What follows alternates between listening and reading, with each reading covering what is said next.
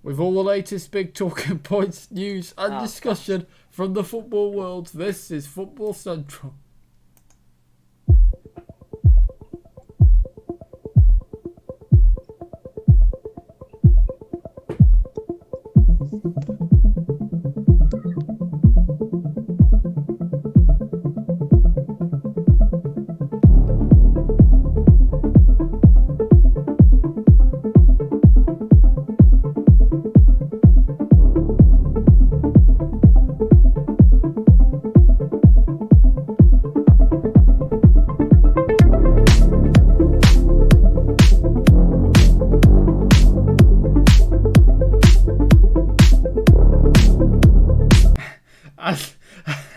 And go. Hello, everyone, and welcome to Football Central for your weekly roundup of all the latest football talking points and all the latest news and fixtures over the last week. There have been 2 rounds of fixtures, really, since last weekend with the midweek ones, so we'll have to see where your host wants to start.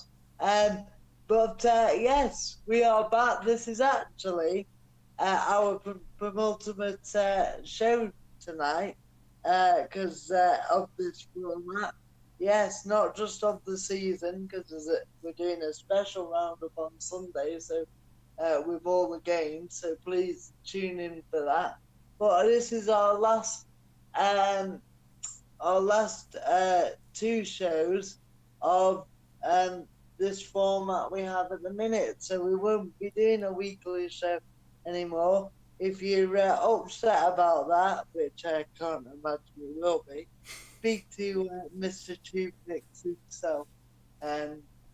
Yeah, so we're all of us here from Football Central are going to try and make it the best 2 shows we can before the end, and I think the lads would agree that that this has been brilliant for all of us over lockdown, and we do hope you've enjoyed it. Although I think our one and only supporter over the last few weeks has gone drunk now because Will didn't respond to his comments. Anyway, please make an appearance, don't know if you want to, or anybody else.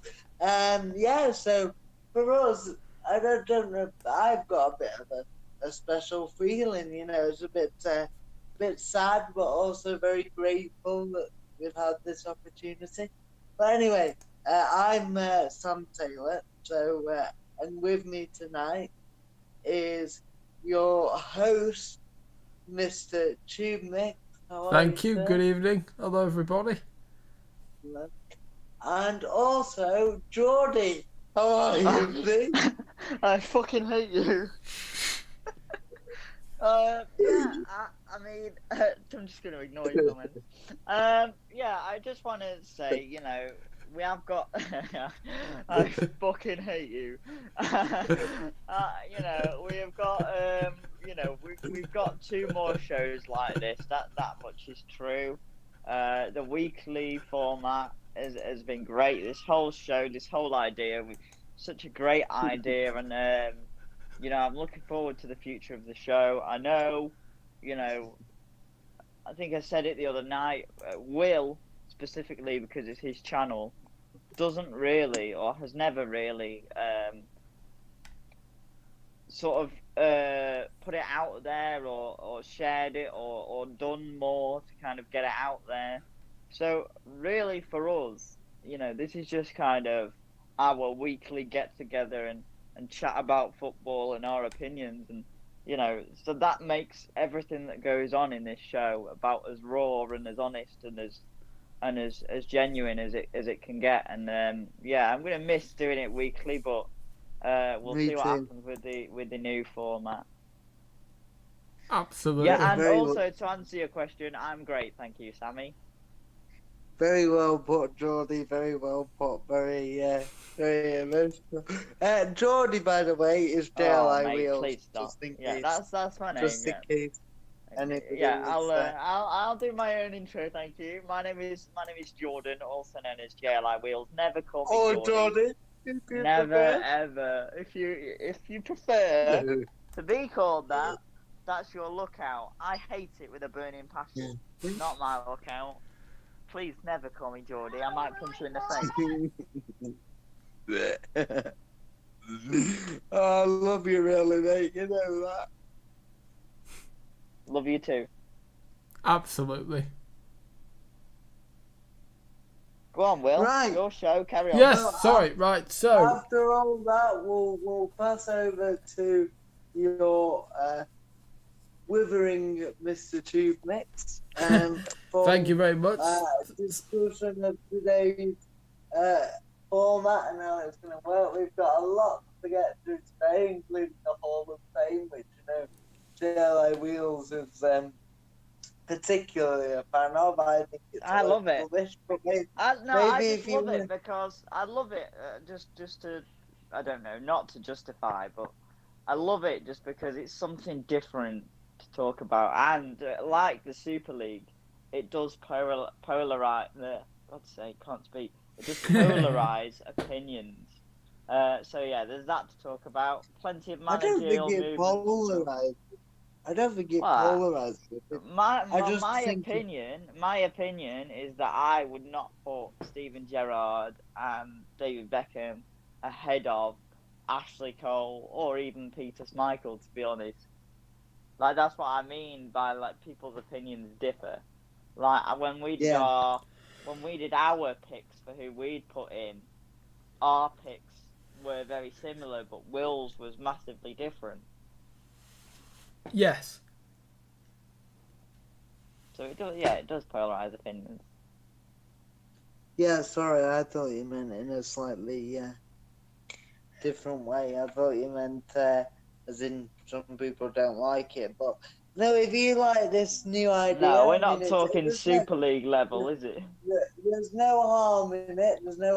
I just think it's a bit of a waste. But if you like this or don't like it, then please get in touch. I mean, I'm not being disrespectful to it. You're right. It's a bit of fun, and yeah, it's just not for me. But bit pointless though, isn't it? But it's not. That's the point I'm trying to make. But it's not harmful in any way, like the ESL. Rubbish. Absolutely atrocious. Anyway, we're going to stay off that tonight because because it is our penultimate show, and we want to make your weekend the best it can be. And hopefully on Sunday, especially, bring you some great football stories as the season ends. With a three-way battle, just like last year, I'd like to have it said, for the top four, that involves Chelsea and Leicester, 2 of the 3 from last year, battling for that, for the Champions League spots. So very similar to the last day of last year, apart from you used to watch United to Liverpool battling for that. Yeah, anyway, I'll hand you over to your host, Mr. Shooter. Right, thank you very much, Sam, and thank you very much, JLIWheels. So, hello, good evening, everybody. So, I think we'll start Monday the 3rd of May, do you reckon, lads? Is that in that 2 weeks ago? No, Will, you did a show last week. Oh, oh yes. Yes, I did. Yeah. Oh, my Christ. I don't know if you can see our penultimate performance is no better than our right, first. Sorry. But you did do a show last week. When was the last one we did? No, we did last Friday. Will did last Friday on his own. I did, yeah.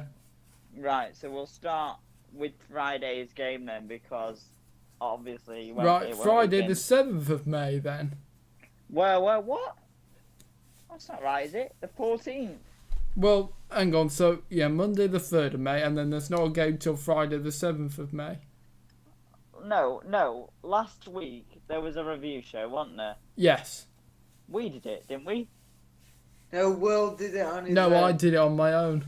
Right. So why would we have to start last week if you did last week, not the week before? If you did the week before, we start from the last Friday.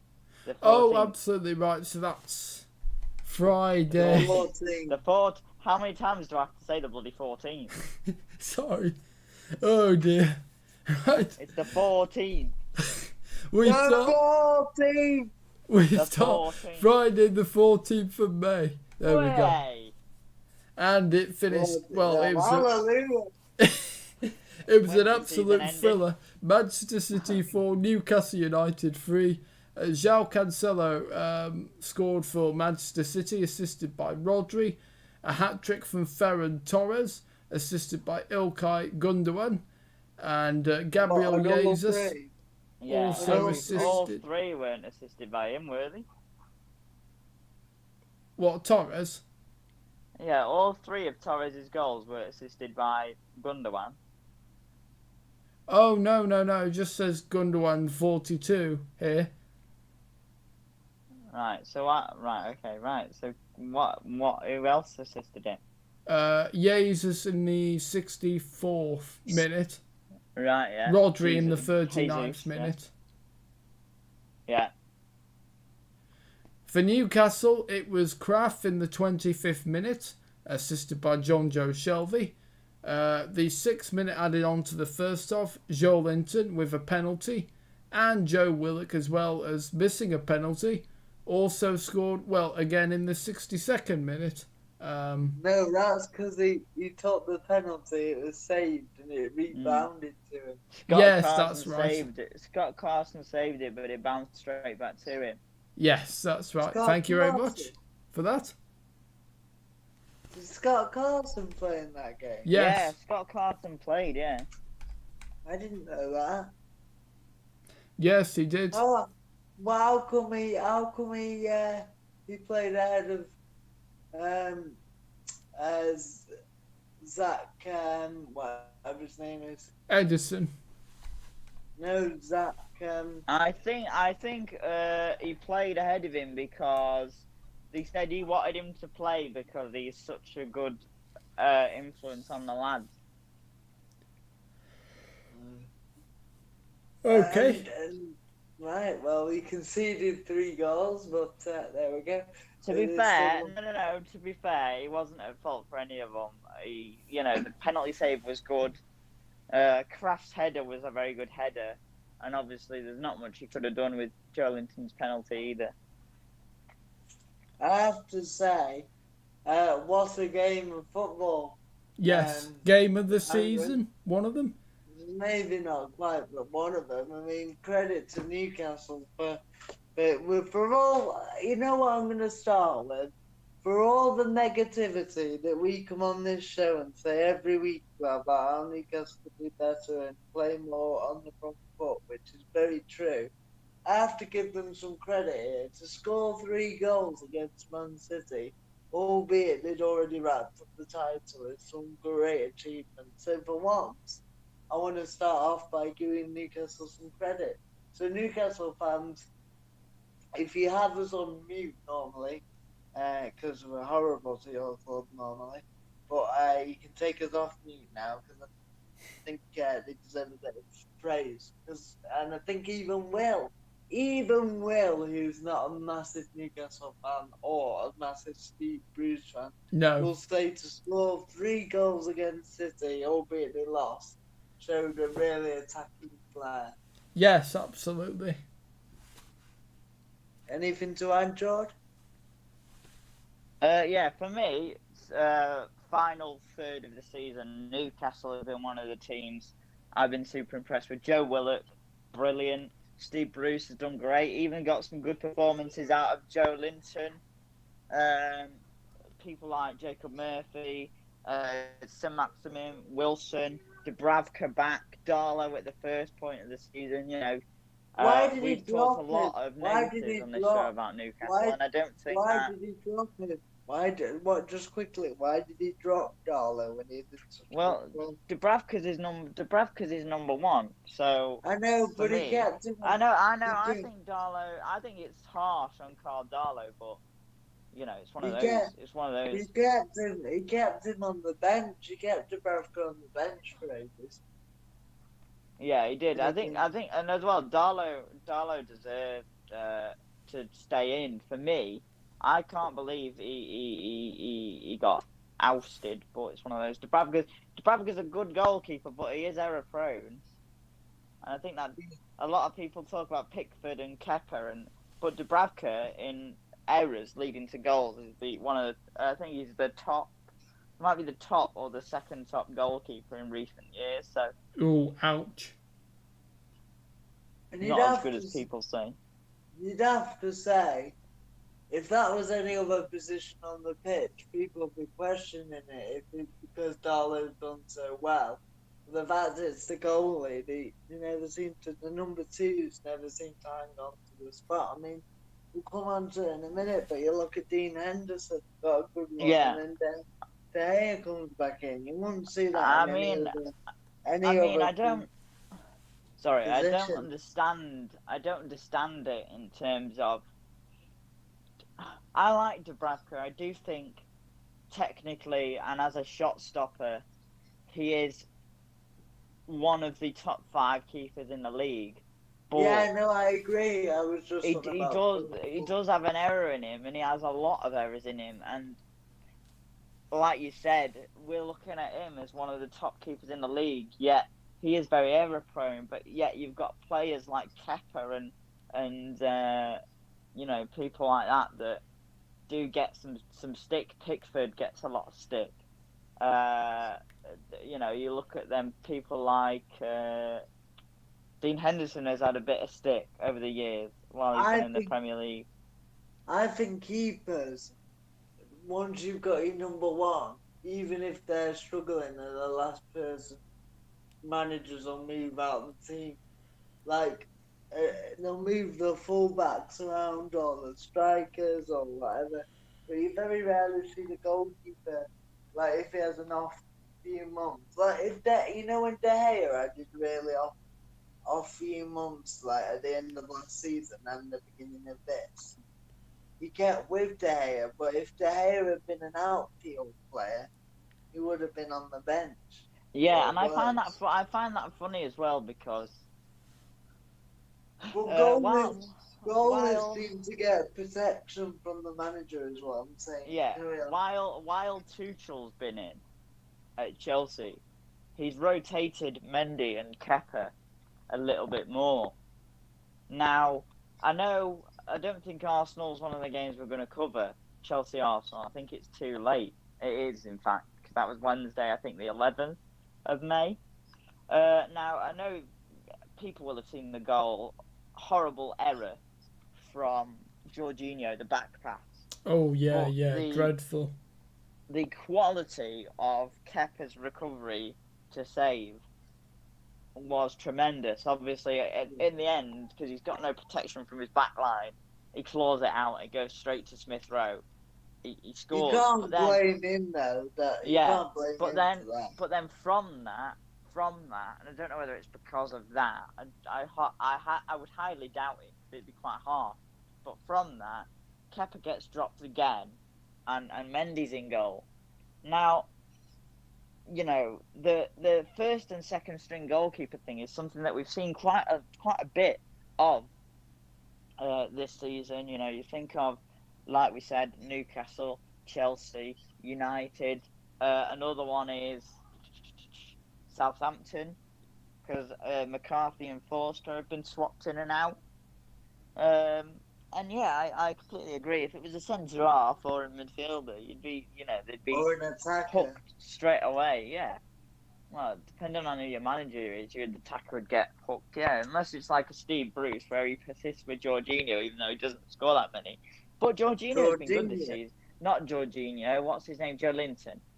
But Joe Linton's quite good, I think. I think he's improved this season. He's not gonna bang in 20 goals a season, is he? But he's still good. Very average. Very Average, yeah, but for a Maybe you should go in your Hall of Fame. You have been in your Hall of Fame. for a Newcastle, he's good.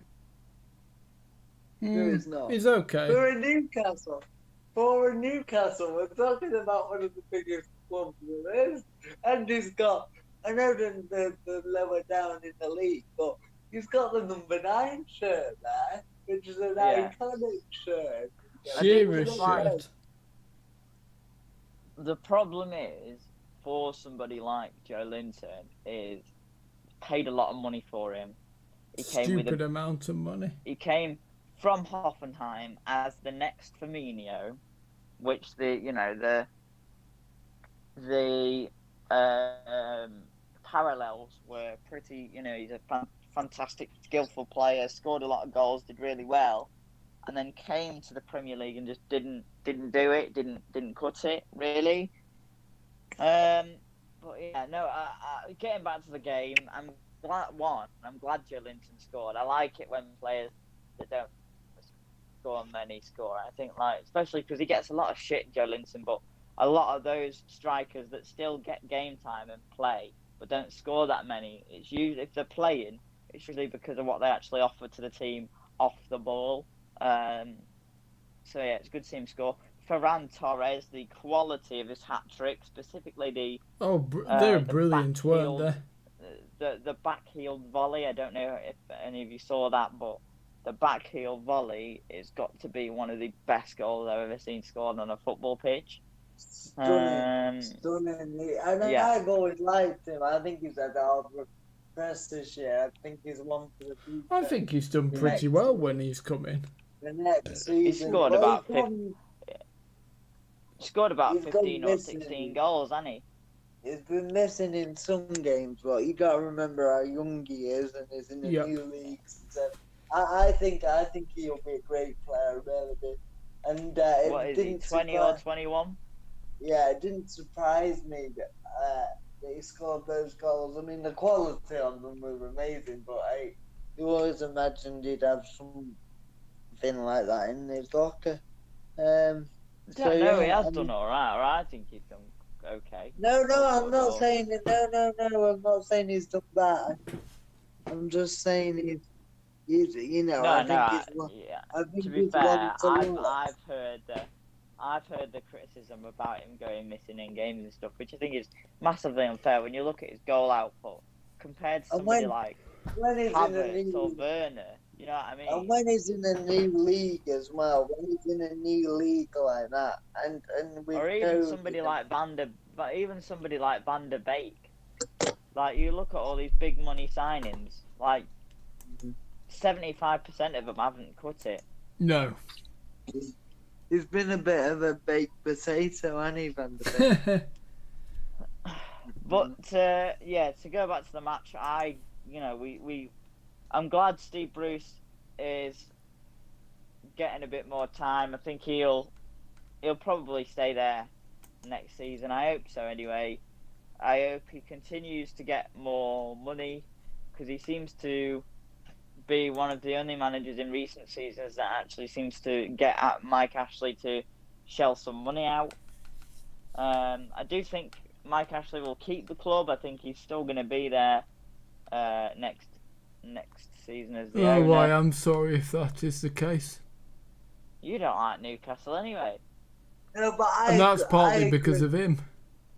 No, I do agree with Will though. I have to say, I think we criticise you a lot, Will, for being too harsh, but I do think where Mike Ashley is concerned, I think Newcastle would be better off without him. I think it's weird that of all the managers they've had in recent seasons, you think about Pardew and being in Europe, and the team they had with Kabay and Demba Ba and people like that, Cisse, and then you're looking at Rafa and some great managers that have done really well with that team, and of all of them, the one that gets the money is Steve Bruce. Nothing against Steve Bruce. I actually think he's a lot better manager than people give him credit for.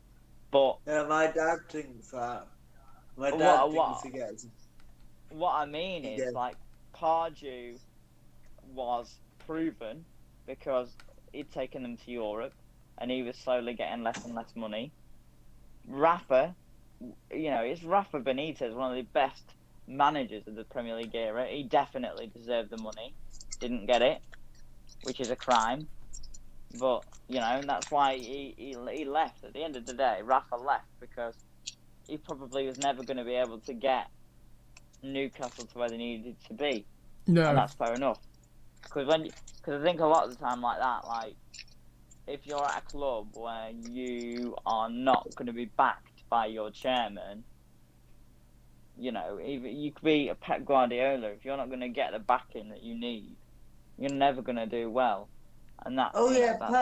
Pep Guardiola, we're all in agreement, I suppose. We'll not win the league with this Newcastle team.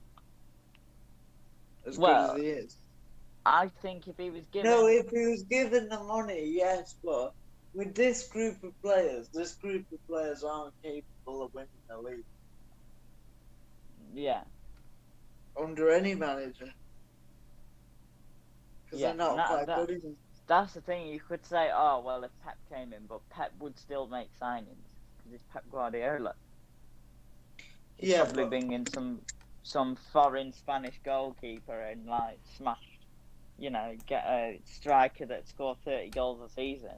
Like, he'd do it. But what you're saying is that I don't think Mike Ashley would ever give him the money, which is right. And yeah, you look at, for me, Newcastle should look at like Leicester's model, and that's where that club should be, competing for Europe every year. And it must be so frustrating when you see City, who actually historically, alright, maybe not now, but historically, Newcastle were a bigger club than Man City. Yeah, because 2001 City were in the Championship. City went all the way down to League One, Will. Yeah. They did. We're not really here and all that. Anyway,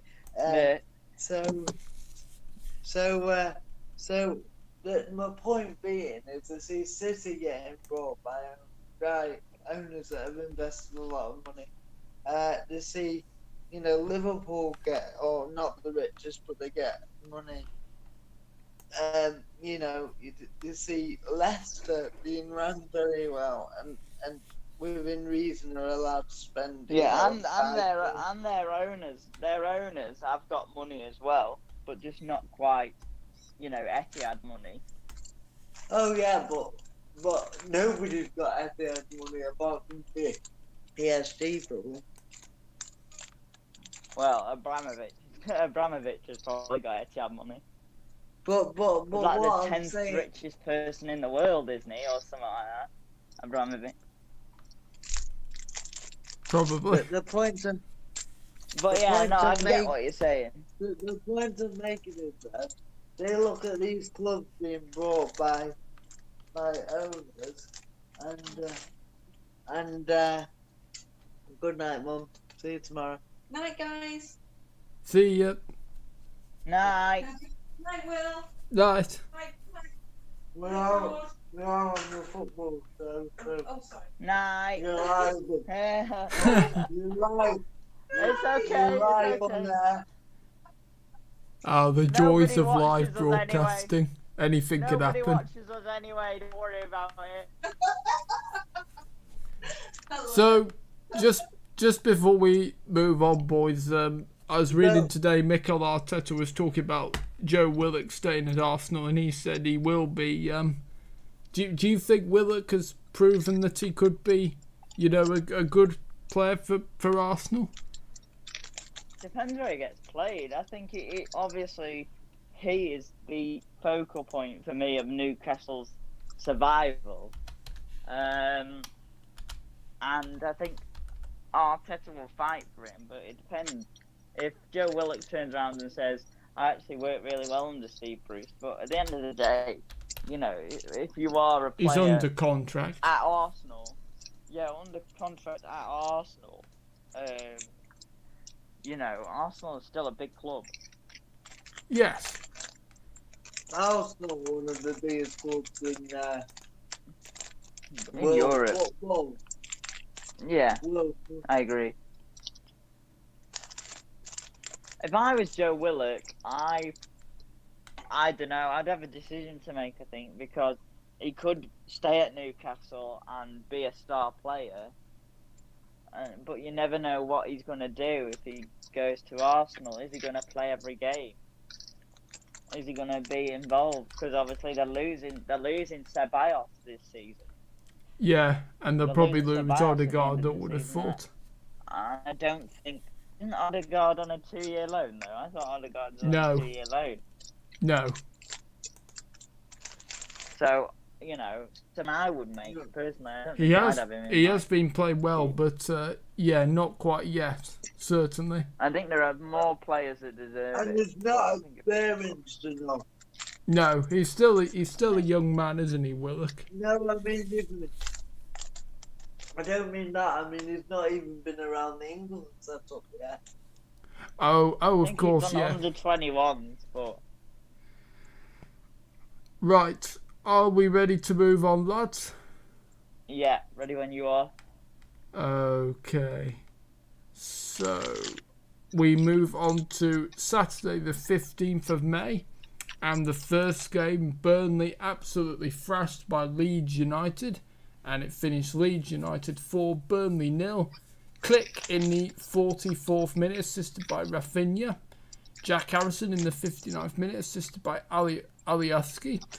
And Rodrigo assisted by Harrison for his goals to make it Leeds United 4, Burnley 0. What did we think of the match? I saw the first Leeds half, and and it were was on quite fire. even. It was 1-0 at half time, but Burnley actually started the better. But I didn't see the second half. Only the result. Right. Yeah, no, Leeds were phenomenal. Most, some great finishes, but mostly. I think we talked about him a couple of times, but for me, the main man is Jack Harrison, and I think whether he goes back to City and sits on the bench, I don't know. I don't think Pep Guardiola. I think Pep Guardiola has to look at Harrison. For me, is dribbling, his passing, his awareness, his crossing. Just a good player. I don't know what you guys think. I think he's a great player, but I don't think he'll play. It'd be very hard for him to get into that team. And that's not to say he's not good enough, George. I think he's a great player. We talk about being on the verge of England call-ups. Yeah, I think he's one. And I agree. I find it hard to believe that Calvin Phillips has been on the edge and he hasn't. So, but I think he's good enough to play for City, yes. Do I think he will? Probably not, because they've got so many great players in that position. But I think Leeds is very exciting, if the else is safe. I mean, win or lose, they go gung-ho, don't they? Yeah. And the fitness, I mean, they must be the fittest side in the world. And I don't mean that as an exaggeration, but the way they run is unbelievable. Bielsa gets the work in. Imagine their training just, sessions must be. Just a word as well. We were talking about number 2 goalkeepers, but I don't know whether it was this game or it might have been the game after.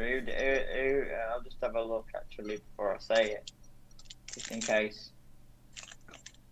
Mellier's done well this year. I was Yes. going to say Kiko Casilla, their number 2.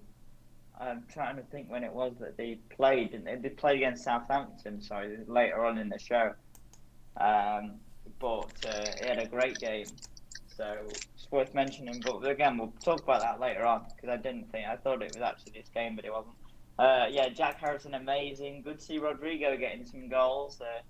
Somebody that I've kind of followed the career of since his Benfica days, and he's played some of his strikers like Tyrell Roberts and Rodrigo, weirdly played him in midfield, which has actually worked. Obviously, not so much for the goals going out, but I think Tyler Roberts has only got 2 goals this season. Rodriguez got 4 or 5. But in terms of the playing style, obviously, when it works, it works, and when it doesn't, and that's kind of Leeds' problem. Obviously, still within a shout of going to Europe, but some pretty improbable results would have to happen for that to happen. What Leeds could get into Europe? Yeah, I think they've got to win, and everybody else around them has got to lose. Plus, like, you know, a certain amount of goals have got to be scored. I think so. Yeah, for me, no Europe for Leeds, but Still a good deserve season, it. though. A very good A season. great season. Great season. And I tell you what, they are the best team to watch in the Premier League. You could argue of recent years. I know City and Liverpool who were played some amazing football at times, but I think Leeds are a breath of fresh air because they just go for it. And I Well, love. it's the Sheffield United effect, isn't it? Yeah, Like but they they were the same, and they were the breath of fresh air. But like you said, their style of play was different. But yeah, but Leeds are just completely off the. You know, like they say, certain teams are in manager's image. The manager's image. Leeds are in Bielsa's image because they're Mavericks. It's the only way you can describe Leeds. They're maverickly brilliant, and that's exactly what Bielsa is. You know, and I'm sure Leeds fans won't mind me saying we're praising them, but Leeds, Bielsa's an odd character in a good way. He's just very eccentric. And he's a strange one, isn't he? Like when he did that interview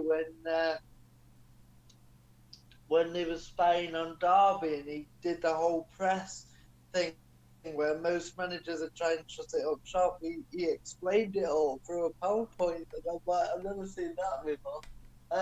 But just the way his team play, are very much in his image, and I have to say, I can see why, especially with the age he is, because you think he's older than Guardiola and Klopp, and you know, so you can see why from those sorts of managers he has so much respect, because he was like the first to bring this style of football about that then other people have not copied because they're not old. There's nobody plays like his team, but they've taken influence from it. I don't know if you agree. Yeah, his sensibilities as a manager are you know sort of ahead of the time, because he is an older manager that plays the way that you know your Guardiola, your Jurgen Klopp, that kind of manager will look up to. Benefit.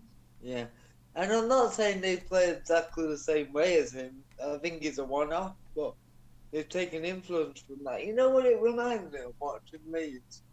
And this is excuse me, I have nothing against Leeds. I know as United fans there is a rivalry there, but I think because I haven't grown up with them in the Prem and been in competition, I have no issue really. I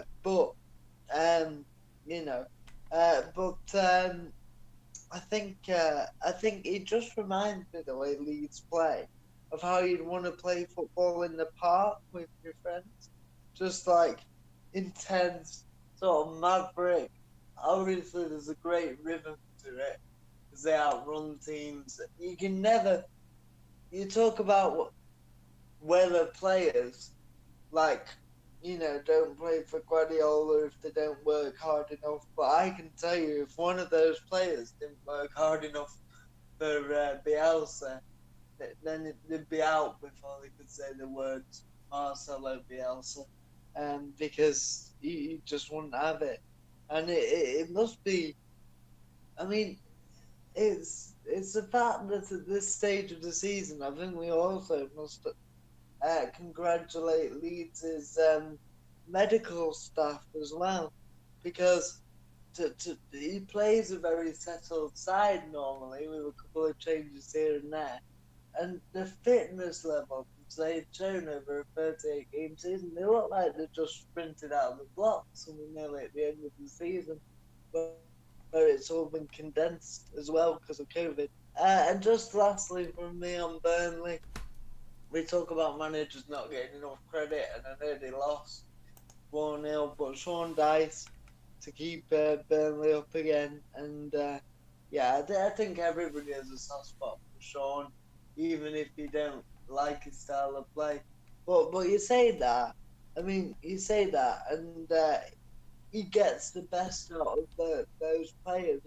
If Burnley started playing like Man City, then they get hammered every week. So he does the best with what they've got and plays to their strengths, which gives them a chance. So well done to Burnley staying up. Sad for Fulham, but well done to Burnley, and they can go into the last game and enjoy it.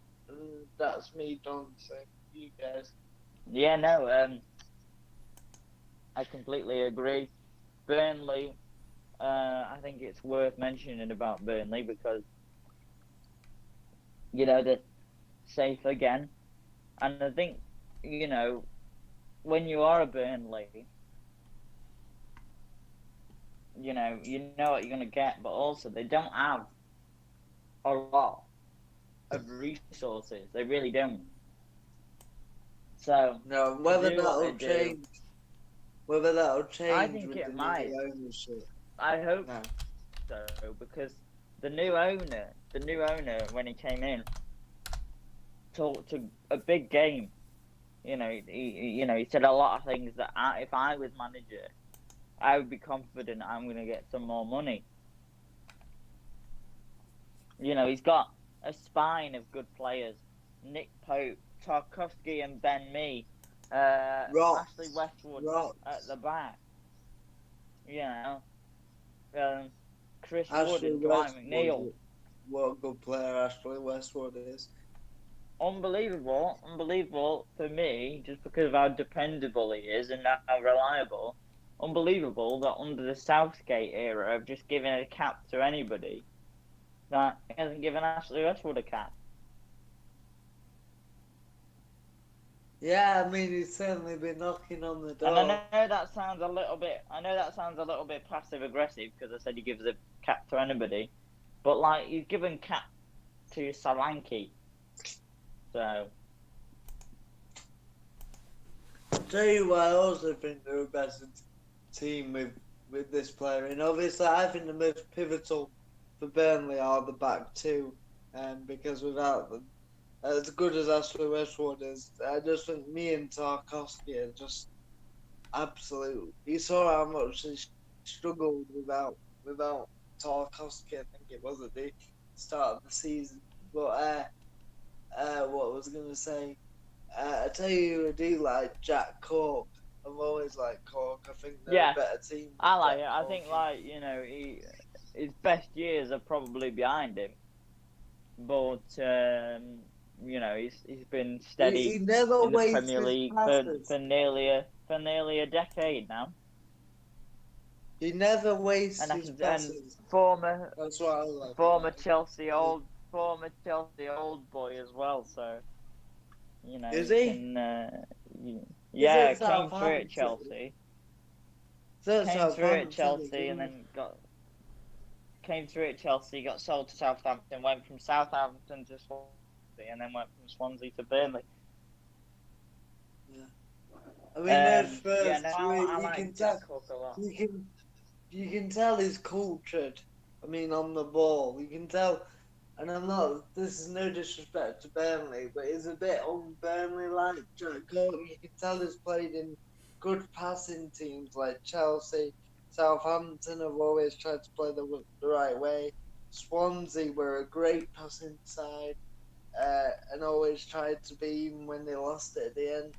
Burnley now, they mix it up, but he just seems to be able to do it. So I have a lot of respect for Jack Cork. I think a lot of that Burnley side go under the radar because I think they're not the best players in the world. But I tell you what, if I was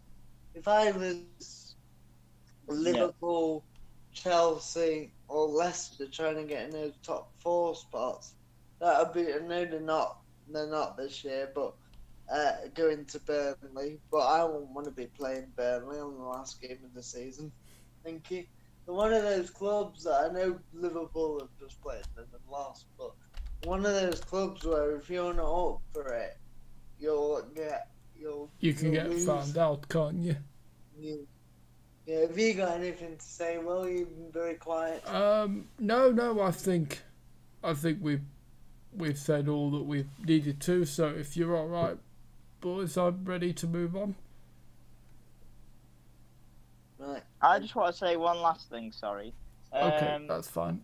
If I was Chris Wood and producing Chris Wood numbers, I think I'd be looking to move a bit higher up the table, me. Yeah, how old is he now, though? He's about 31, isn't he? So, if he was Well, going to is go he higher that up old, the table, is he he? wouldn't go much. He probably wouldn't go much higher up, would he, bless him? But he's still a good player. Yeah, as is Charlie Taylor. There's a few Leeds connections. And Charlie Taylor isn't that old as well. He could go What is he? higher up and stay higher up. 23? Is he 23? I think he might be. I think he's about 25, 26. Is he already? Yeah, he's an older lad, isn't he? He's not. He's not. I remember He's not when your- he he's not- broke in at Leeds along with Lewis Cook and him and there's a few of them broke in at the same time. Rolando. Yeah. Ronaldo Vieira, do you remember him? Yeah, there were quite a few What good young players in happened that to team. Vieira that played for Leeds? He's in Italy somewhere. Sorry, mate. Sampdoria, maybe? Oh, is Sampdoria, it? I think he might be. Yeah. I wonder why Leeds didn't keep him. I don't know, it's a bit of a weird one, isn't it? Because he was the mainstay of that team, wasn't he? At 18, 19. Yeah. They were on about him going in all sorts of places, weren't they, as well? And he obviously ended up going where he went. Anyway. Right, ready to move on, boys? Yeah. Yep, on to the next. Excellent. So the next game, Southampton 3, Fulham 1. And, so we had some news. Southampton, Theo Walcott will be staying permanently. So that's great for him because he's done quite well since back at Southampton. And just before we start on this game, lads, do you think Danny Ings will stay at Southampton? Because obviously it's could be particularly very interesting because it's not certain that he'll stay. I'll let Jordan, It's another one, isn't it? I'll let Jordan start because I think Danny Ings could go right to the top, but I'll let Jordan start. It's another one, isn't it? It's one of the Willock. For me, it's a Willock problem where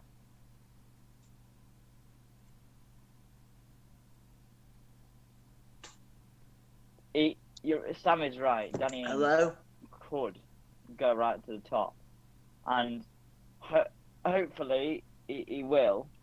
But at the same time, if he goes to a bigger team, will he play as much? I think he would to certain teams. If he went to Leicester or to somewhere like... He'd be a good fit for Leicester. Danny Ings, here's the thing for me. Danny Ings, right? They all talk about Calvert-Lewin being England's second striker and what's the other lad, Ollie Watkins. But for me, Ollie Watkins. Danny Ings is our second best striker after Harry Kane. Keeping fit. I like Calvert-Lewin, but I think he's quite similar to Kane, isn't he? But I don't even Danny Ings technically is our second best. I think that Ollie Watkins shouldn't go. I think if it's going to be anybody, it has to be Kane, Calvert-Lewin, and Ings. How about Bamford? I think that no, I don't know. I think at the end of the day, Calvert-Lewin scored a lot of goals. Plus, he's been capped for England, so I think he will go. And Ings as well has been capped for England. Plus, has been fantastic this season, so he'll go. I've always thought that after Kane, not always because he had a long time out of Liverpool. Since he's been at Southampton, I always thought that Ings was our second best striker after Kane. I really do believe that all round. I don't know. I fluctuate. I think my opinion has changed more recently because DCL has had some periods where he's gone off the boil and he's not scored. Whereas Danny Ings, if Danny Ings is in that team, Danny Ings is always the monster. Being consistent, doesn't he? Pretty much. If you look at some of Danny Ings' goals, though, they are quality, and I mean really quality goals. I think the only thing for me why I wouldn't take Watkins is a defensive forward, and I think that's a really negative way to play. It's not specifically in a tournament as well. What do you mean? He's just a bit like Vardy. What he runs. What's yeah, but I think that he. I don't know. He's not been as consistent either as a Calvert-Lewin or an Ings. I just don't. Don't get me wrong. It's not that I don't believe the hype for Watkins. I do. I think he's good, but not as good as Ings or Calvert-Lewin or. I think so Ings as well. With Ings, with Calvert-Lewin, they've fought for it. They've fought to be where they are. Yeah. Alright, putting your England hat on then. Harry Kane gets injured, because he's our best striker and everybody knows it. Harry Kane gets injured in the Euros. You've got to play Calvert-Lewin or Ings. Who would you play? If I wanted somebody that was similar to if I wanted somebody similar to Kane, I'd play Calvert-Lewin. If I wanted something different, I would play Ings. But if you're asking me, who would you pick? Take Kane out of the occasion, who would I pick purely on playing style? I'd probably pick Ings. But I think one of the reasons that Ings works so well, and this would probably be something that I don't think Southgate would change his style. So therefore, I would pick Calvert-Lewin. But because I think Ings works better with a strike partner, which is one of the reasons he has been so amongst it, because he's had Che Adams with him. But yeah, if you were saying to me just on talent who plays, I would say 100% Ings. But I think the England discussion was one I wanted to have tonight. But we did have quite a lengthy conversation off air about all sorts of different stuff. So that's why we've started so late. So we'll probably have to leave that until Sunday. Because I'm interested to find out who we would all take of a 26-man squad. Yeah, we'll leave that to Sunday. Just quickly then, Will, as a note, I want to get your opinion on first Southampton and Fulham's the game and also the seasons that they've had, because I know you're a big fan of both, so I'll let you have yours. Of both teams, did you ask? Yeah. Well, Fulham, well, they've had a few, good games, but unfortunately,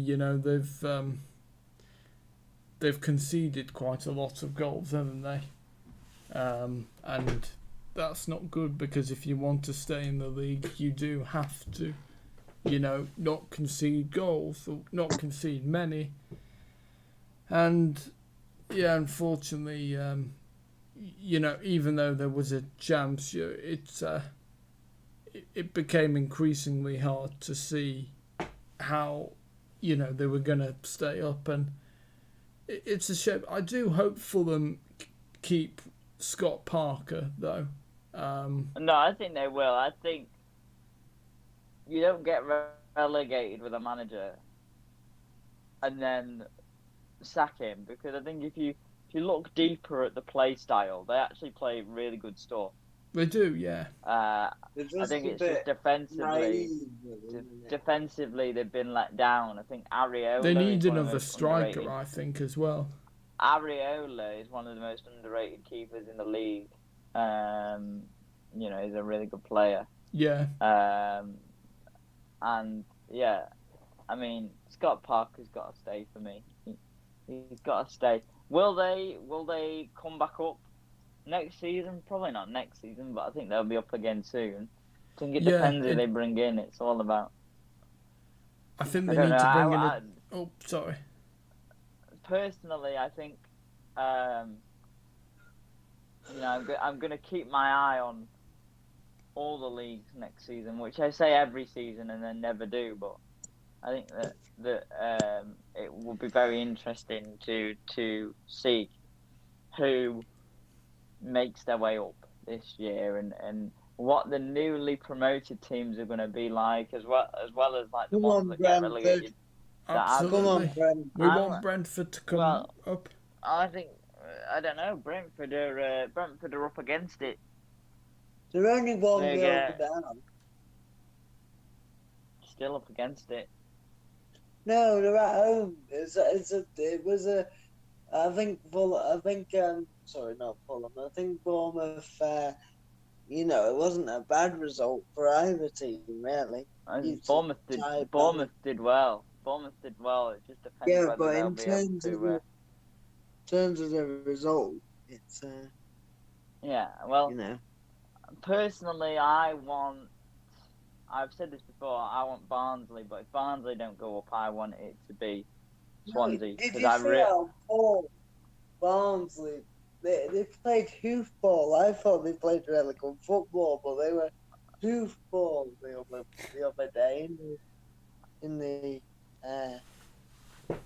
my reason for wanting Swansea is because I really like Steve Cooper, and he also uses lots of young players, especially young English lads, because he was Conor Gallagher last year. England under-17 coach, wasn't he, when they won the World Cup, or under-20 or something like that, I don't remember. But yeah, I'd like to see them, but you never know. In terms of the actual game, there's two things I wanted to talk about. One, for Fulham, the young lad Calviero scoring on his debut, which is what a story. What a story! What a goal as well. And he's English. Way. Well, he's probably Portuguese. He's probably like English Portuguese, isn't he? Yeah, because with a name like Cavallo. He was born. No, he was born in England. Let's hope he won't. Yeah, but I bet if he makes it, if he becomes as good a player as people are going on, like, I reckon he will play for Portugal. He'd want to play for Portugal, wouldn't he? Well, no, you never why? Because England are as good a side as Portugal at the minute. Well, yeah. Yeah, I agree. Anyway, are we ready to move on? Because born in England. Sorry. If he's born in England, then he should play. No, I'm not getting into this with you. I agree, but I'm not getting into this with you because we'll be here all day. And the second point I want to make is for Southampton, and also, Theo Walcott scoring, but, both ends of the thing. Theo Walcott scoring, obviously, and Nathan Taylor scoring his first league goal as well. Who I think Is he I'm gonna make English? Tell her. I'm gonna make a prediction right now and say that Nathan Taylor will play for England in the future. I think there's a good chance of that.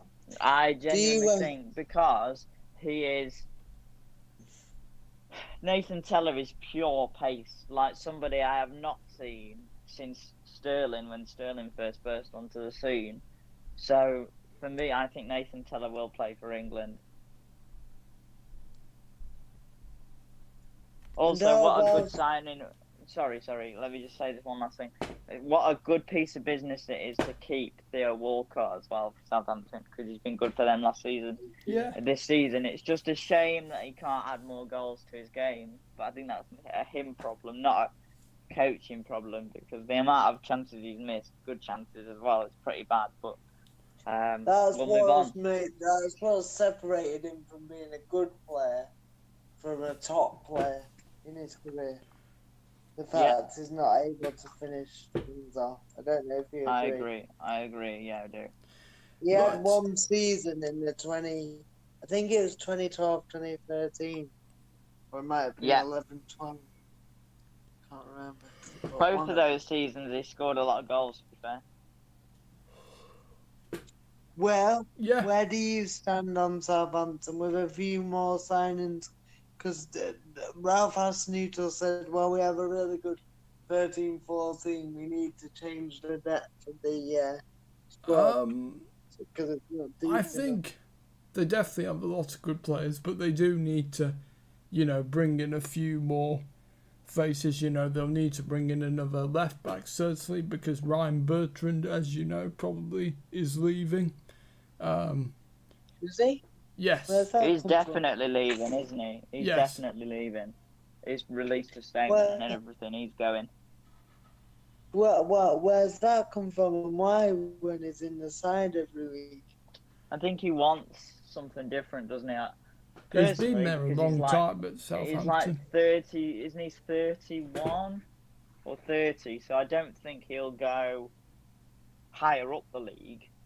But I think in his day, this is what I mean about some players. Some players have made the decision to stay at places when they could have gone higher up.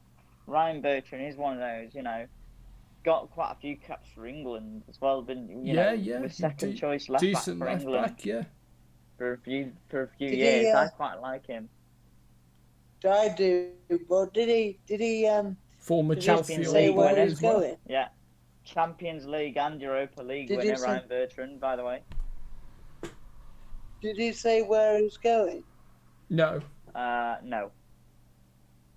He did say he wanted a new challenge. And why? I wonder why Southampton haven't been able to keep him. But I think they'll play Salisu at left back. That's what I think. No, but I think they'll bring somebody else in as well. No, they got some good young players like that Vokins, but I think he's a and right Kyle back. Walker-Peters, can't he play at left back as well? He could, but he is a very good right back, isn't he? He's super right underrated. Super, I like it. If only we didn't have we didn't have so many, if we didn't have so many good options at right back, he'd be in the squad. Definitely, I like him a lot. For England, we've got a ridiculous amount of good right backs. It's crazy. Oh yeah, you look at it. Trent, the best look at it Trent. We must have the best pool of right backs in the world. Don't know. I think so too. Trent, as in the options for the future. You look at Trent, Reece James, Trippier, Wan-Bissaka, Walker-Peters. I'm trying to. There was another one on the top of my head. I already said Kyle. Maybe it was Kyle Walker, but I thought I already said that. Well, Tariq Lamptey, that's one. Oh yeah, Lamptey, yeah. He's not been about recently, though, has he? He's been injured, hasn't he? James Justin. Oh yeah. He could be. Yeah. So yeah, we've got quite a few. Talking of right backs, just to go off topic a little bit, did you see that Dani Alves got called up to Brazil's final squad for the Copa America Really? this summer? How old is he now?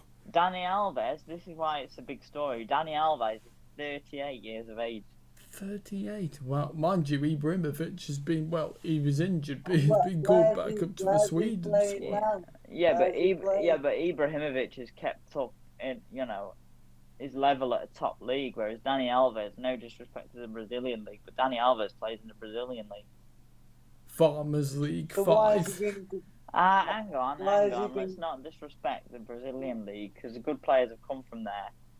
But Why has he been? Why has he been pulled up? probably because he's played well. It's Dani Alves.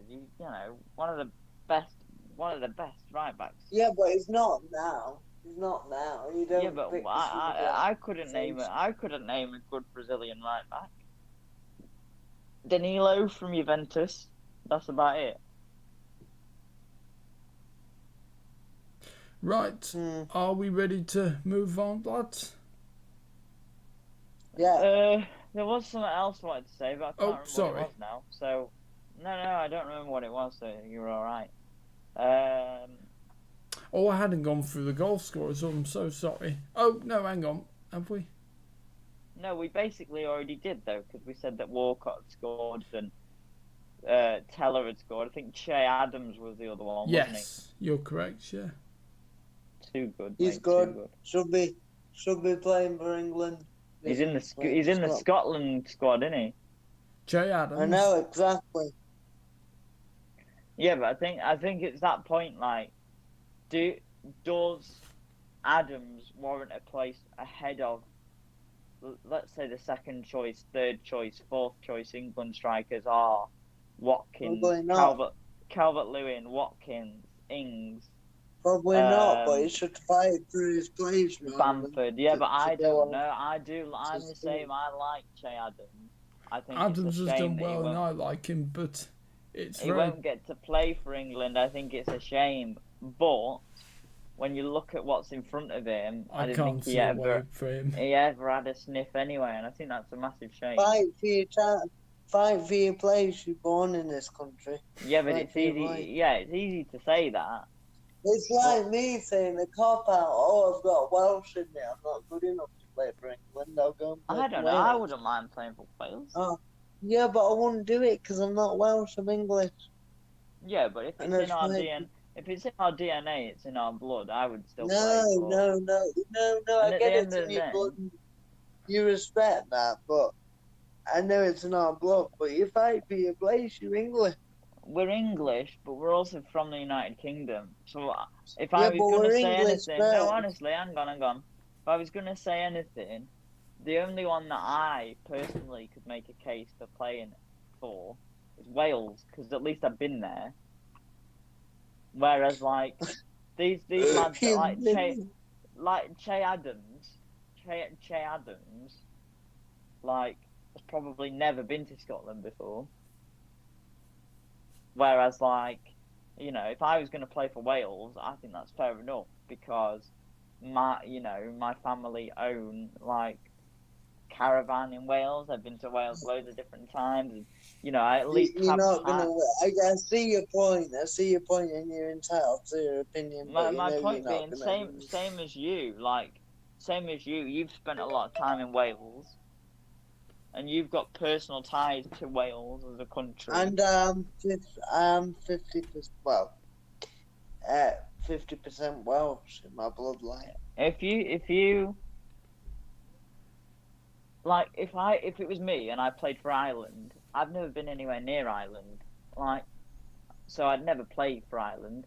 I remember I was watching one of the podcasts that me and you, Sam, talk about. See, I stopped myself. It's alright, Geordie. Don't worry, carry on. Watching one of the podcasts that me and you talk about quite a lot. We've both seen it. Will hasn't seen it yet, but I don't think it's for him. Called Under the Cosh without the E. If you've never seen it, please go check it out. It's brilliant, fantastic. Right, look at the Mark Crossley episode, best Yeah. episode of all. Anyway, one of the people that they had on was a guy called Mark Burcham, Now, there's something special about Mark Burcham, and it is that he's the first Canadian international to play for them without ever stepping foot in the country. Where was he born? England. He's like one of the biggest Cockneys I've ever listened to. Shocking. But I think the first Canadian game he went to as well, I think it was an away game. So literally, when I say he'd been to Canada, played for Canada without even ever being there, was I think the first 2 Canada games he played were both away games. So it's mad, but you do what you've got to do. I don't know if you've heard, but Blackburn striker Ben Breton might be getting called up by Chile in South America because his mum is Chilean.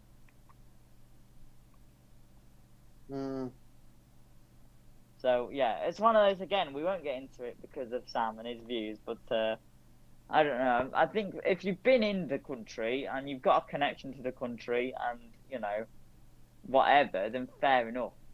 Like I don't know, if Wales came calling for me, I think I've done enough in the country of Wales to justify playing for Wales. But that's just my opinion. I think if you've done enough to justify it, I agree with what Sam says, but in the same breath, if you've sort of consigned yourself to the fact that yeah, but it's a bit of a cop-out, though. You're saying, oh, I'm not good enough to play for my country, so I'll go and play for another country. Yeah, but if you sit there and you're a Patrick Bamford, okay, let's choose a better example because I think there is a good shout for Patrick Bamford. No, in fact, Patrick Bamford's a great example because he's turned down caps for Ireland already. So Patrick Bamford is a great example. But I think if he misses out on the Euros, honestly, which I think there's a big chance he will, I think he will probably declare himself for Ireland. Well, I'll lose a lot of respect for him if he does that. I just have a bit of respect.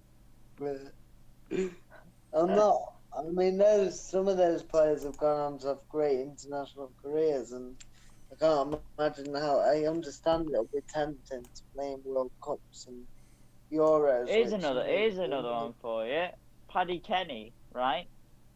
Paddy Kenny, Irish international, is the biggest Yorkshireman I've ever heard.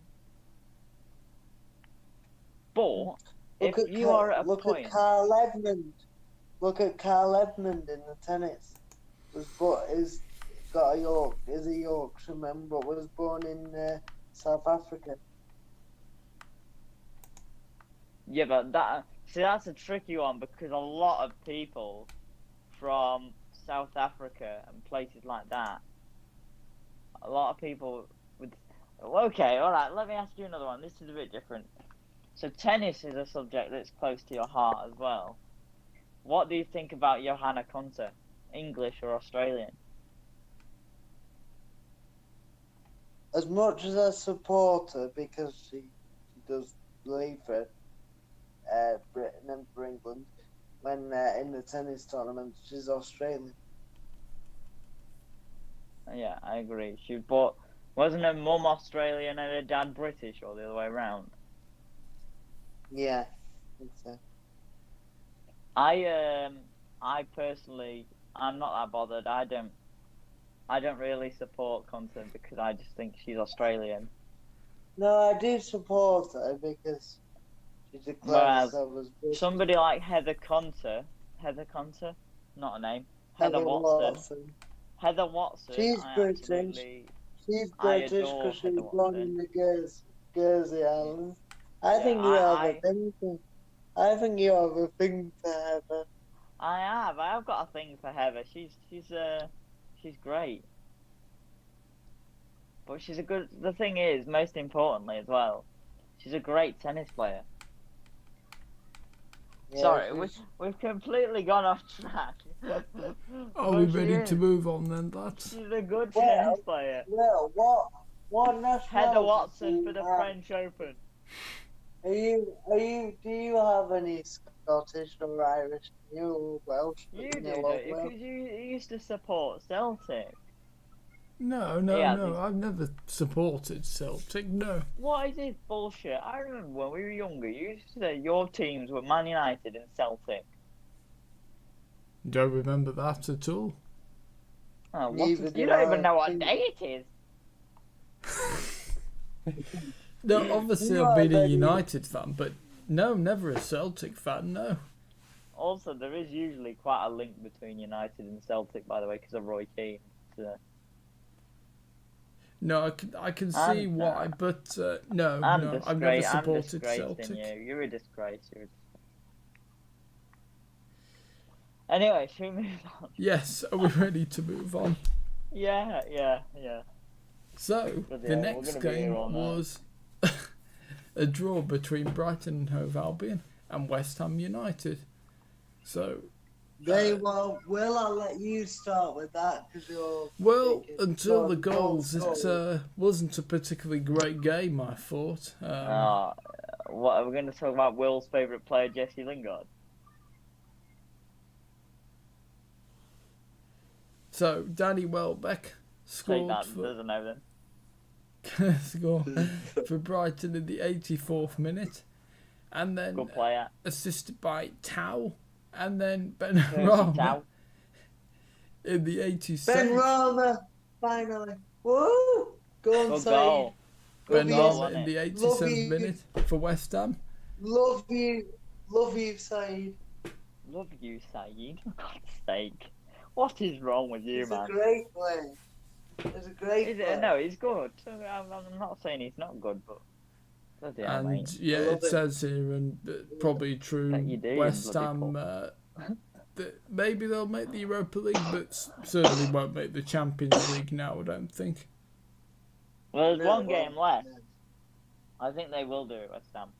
They deserve it for him. What a manager, David Moyes. Well, I mean, it says here on the BBC Sport website, Declan Rice described the feelings horrible after West Ham's Premier League draw at Brighton effectively ended the Londoners' Champions League hopes. He missed. In fact, I'm not going to say that because I think it was the next game. I was going to say he missed a penalty, didn't he? But He missed a penalty and then West Brom went 1-0 up. yeah, I think we speak about Ben. What's his name? Ben Rama. Saeed. The other week, Saeed, good old Saeed, you love him. You want his babies. Good old, good old Saeed. I don't, Saeed. Don't worry, Saeed. I just Oh, think you're God. an please, Saeed. Just impregnate him. He wants it right now, Saeed. This sounds dodgy. Give it to him right now, Saeed. Shut up, no. Oh, this is taking a right turn. Are we okay Well, to yeah. move on, lads? Because there's not too much to say about this game, and I'd like Yes, to there is. speed it up. I wanted to say a little bit about how Saeed Ben Rama is a beautiful man. Okay, And sorry. despite the Fire fact we're away. taking the piss out of him, it was a good goal he scored, and fair enough to him. I'm sure we talked about this because I feel like I definitely mentioned about Ben Rama and him scoring. Are you sure we haven't What do you- discussed this? Don't think No, so, we no. haven't. What do you think about the two teams then, Will? Because I know you're a big Brighton fan. You must be happy about them staying. Well, in the yes, league. it's absolutely brilliant, but it's crucial for Brighton. They need to get another striker, and they also need to improve defensively as well. Okay, I'm going to test your knowledge a little bit, Oh, heck. both of you. If you were Brighton, who would you have? Striker. That's affordable. Yeah. I'd try and go for Ivan Toney. Don't That think would he's be a good affordable. shot. I think I'd go. I think Danny Ings would be a great signing for Brighton. Would he bollocks Isn't that- join Brighton? From Southampton. What drugs No. are you on, Will?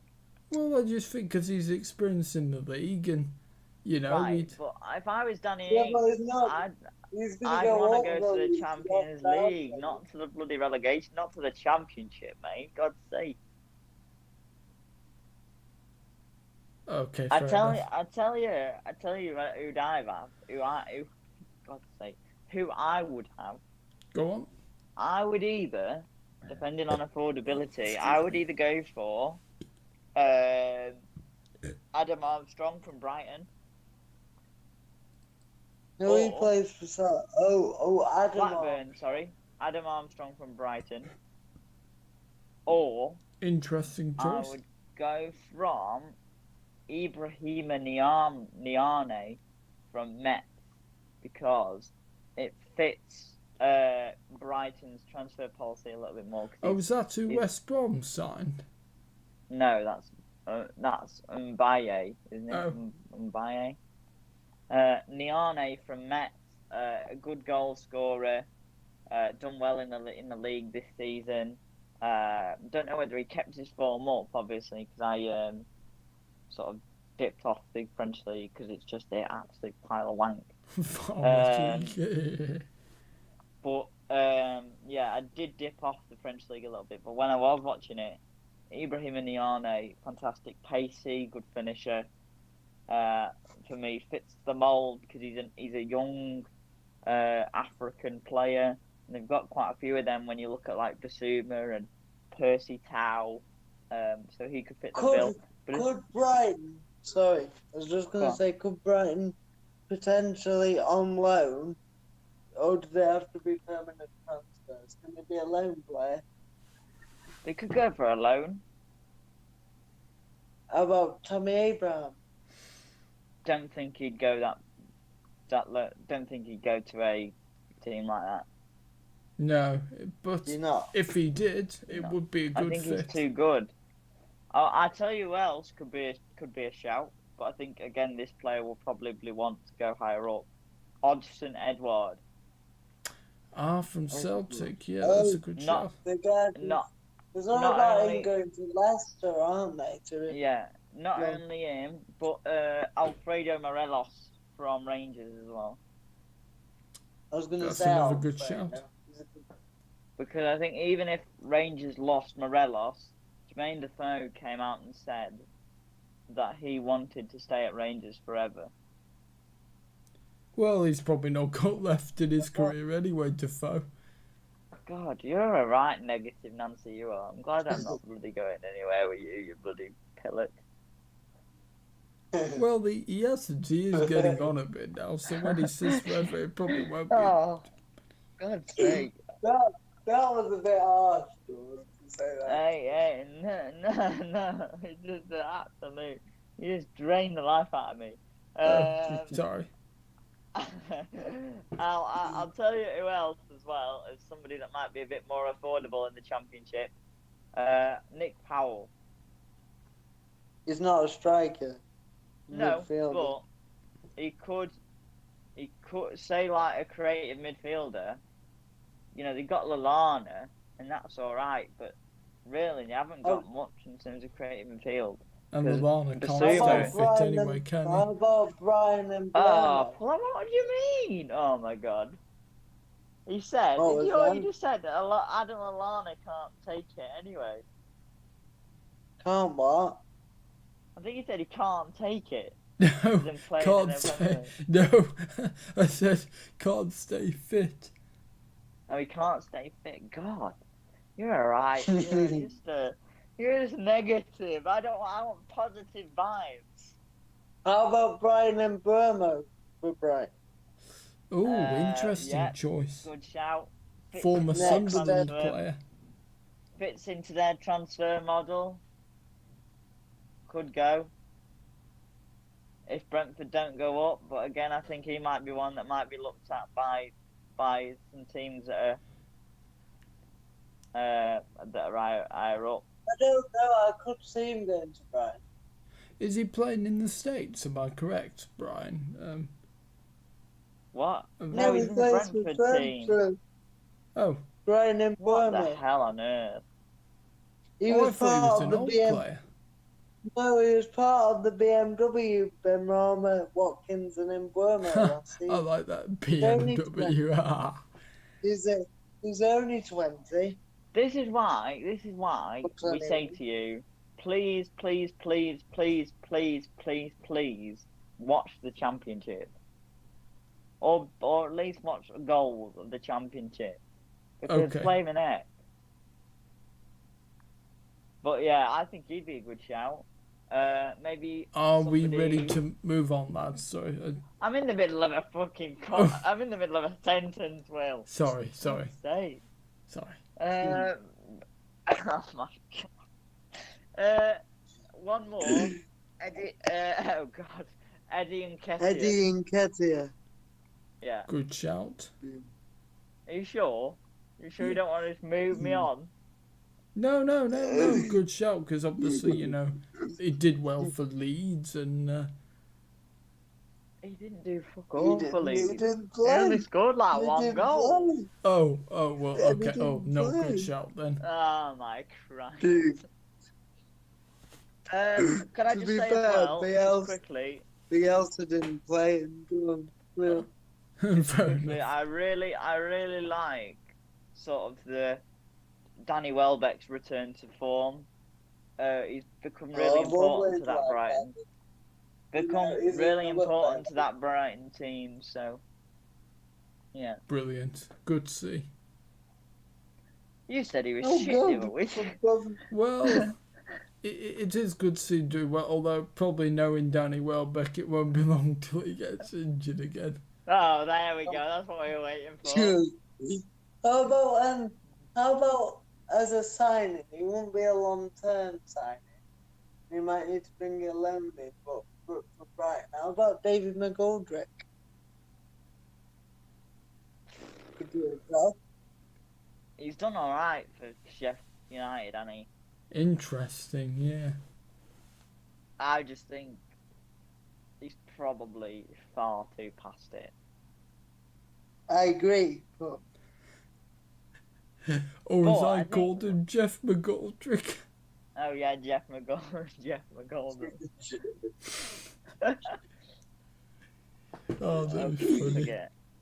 to be fair, you were thinking of Jeff Hendrick, I think. I must have been, yeah. Anyway, come on then. You're Yep, spending right, all this yeah, time let's trying to move on. move us on, and we haven't moved on at bloody all. Come on. Right.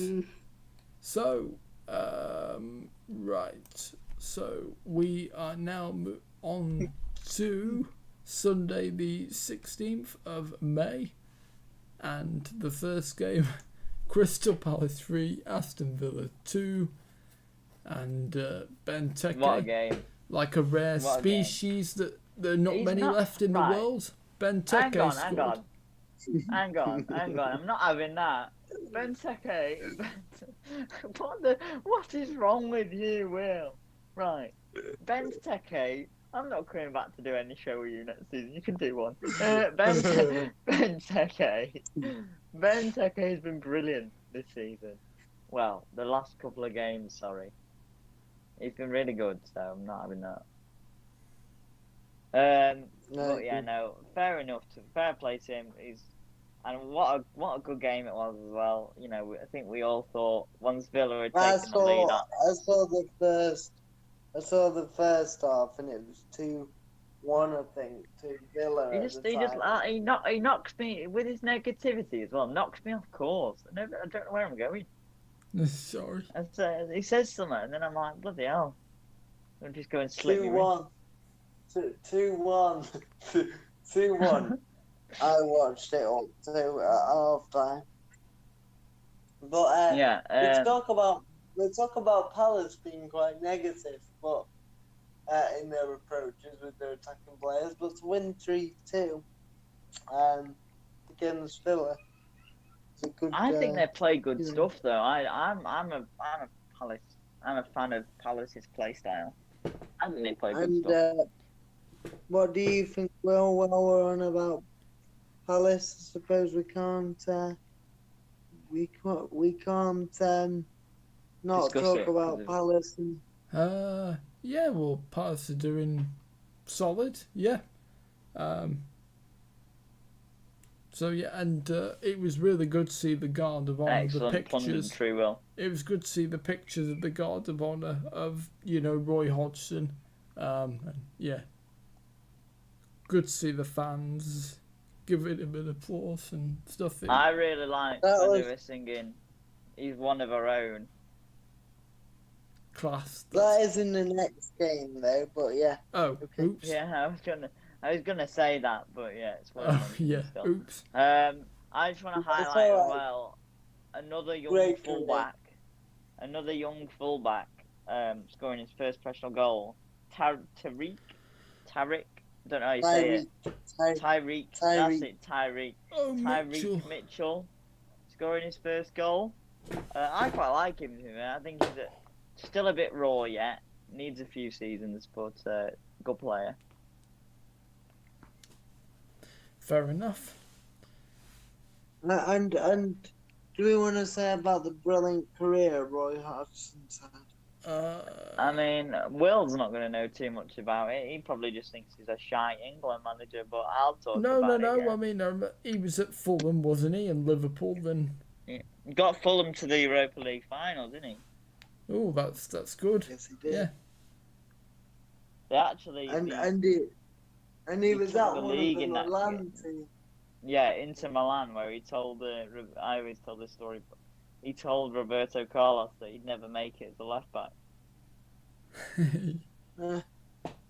which I think is a Well, he did- phenomenal story. Didn't he win the league with Milan? I don't think he did very well with Milan. Oh, he won this. He won one of the. He won with one of the teams in it. He's a hero. He's an absolute hero in Sweden. I'm gonna have a Yeah, look that's at where now. he started his career. I think. Hodgson. Good that you can't spell it, innit? What the fuck? How do you spell his name? Roy.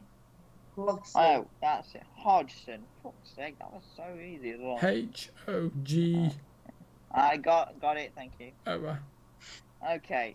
In his career, he's been at Halmstad, Bristol Rovers, Oddvold, Uybro, Malmo, Luchel Zamax,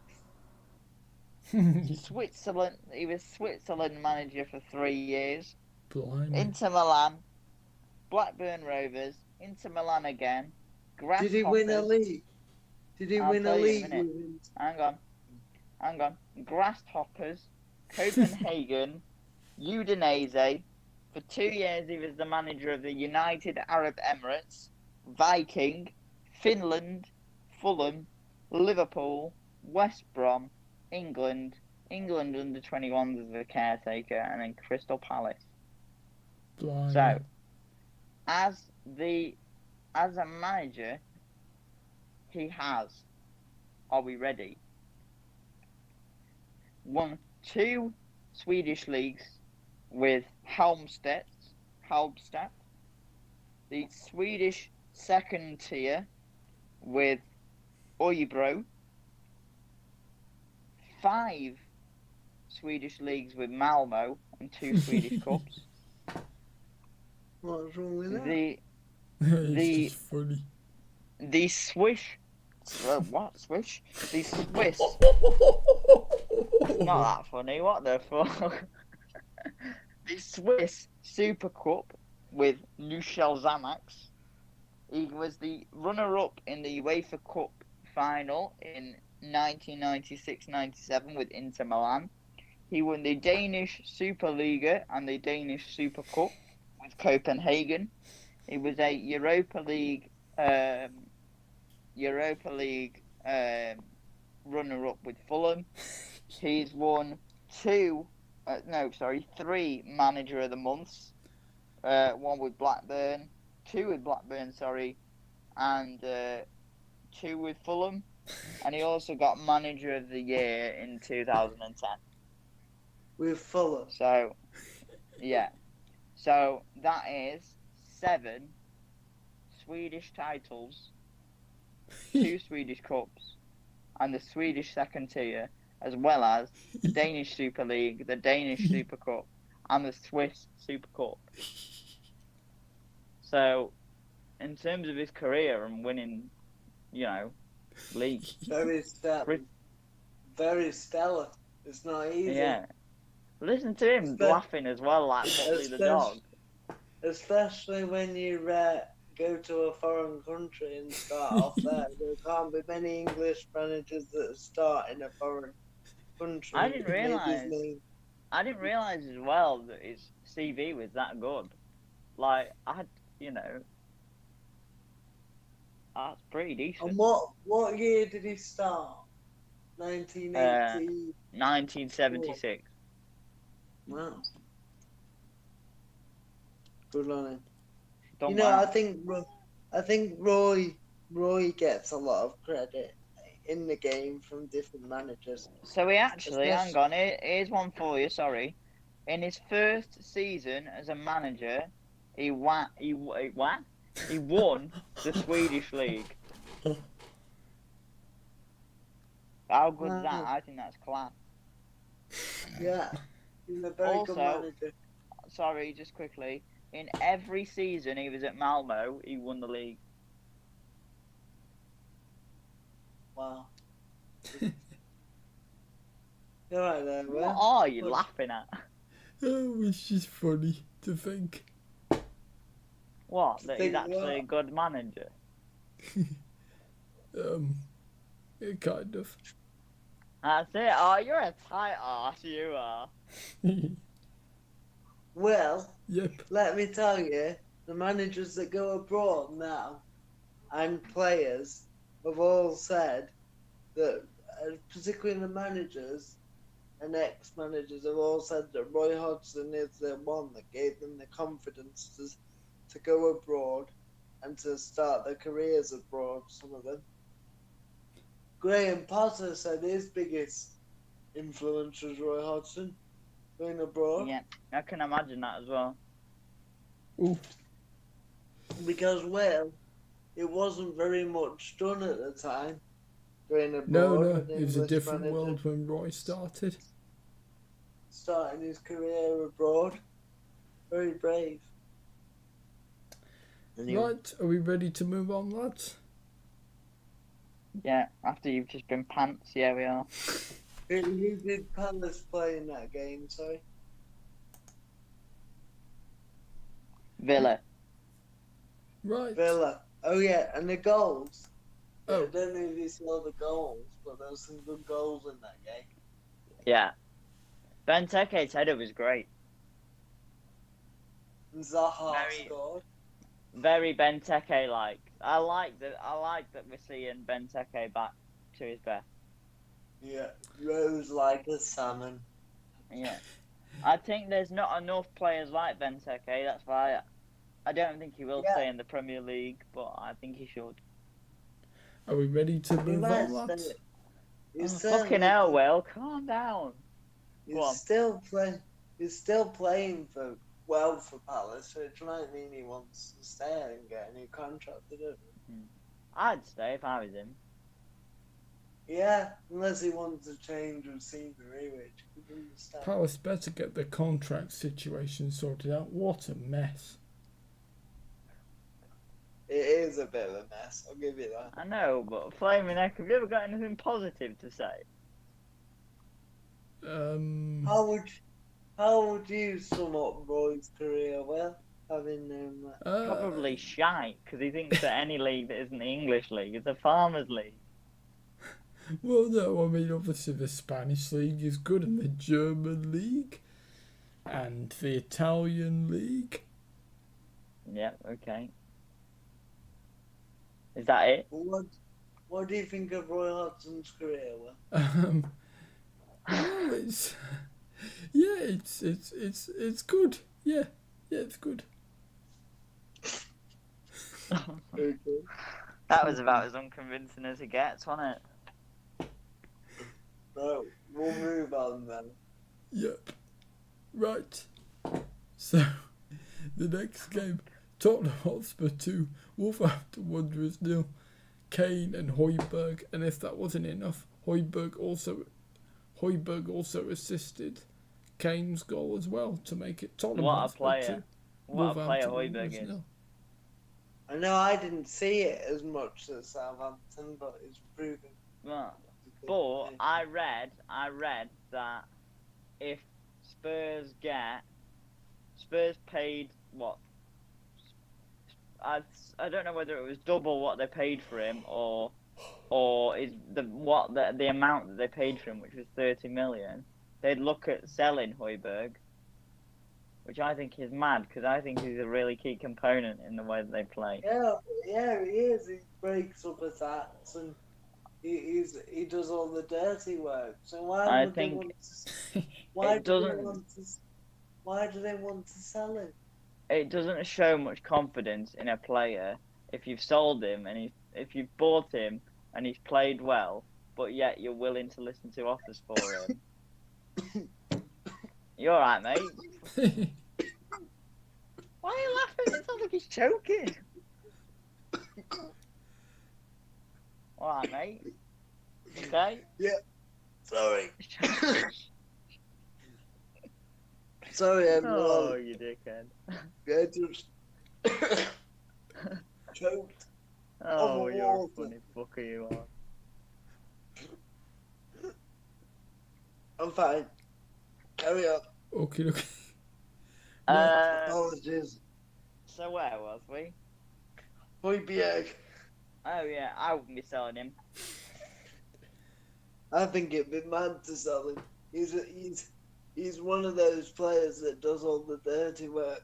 A bit like me.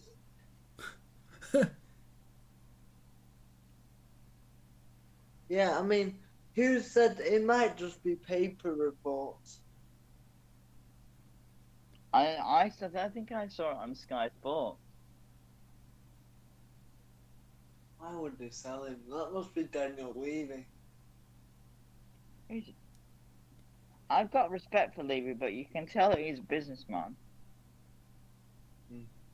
Another businessman and not a football man. Definitely. In terms of Spurs, and their owner, I wouldn't even know what he looks like.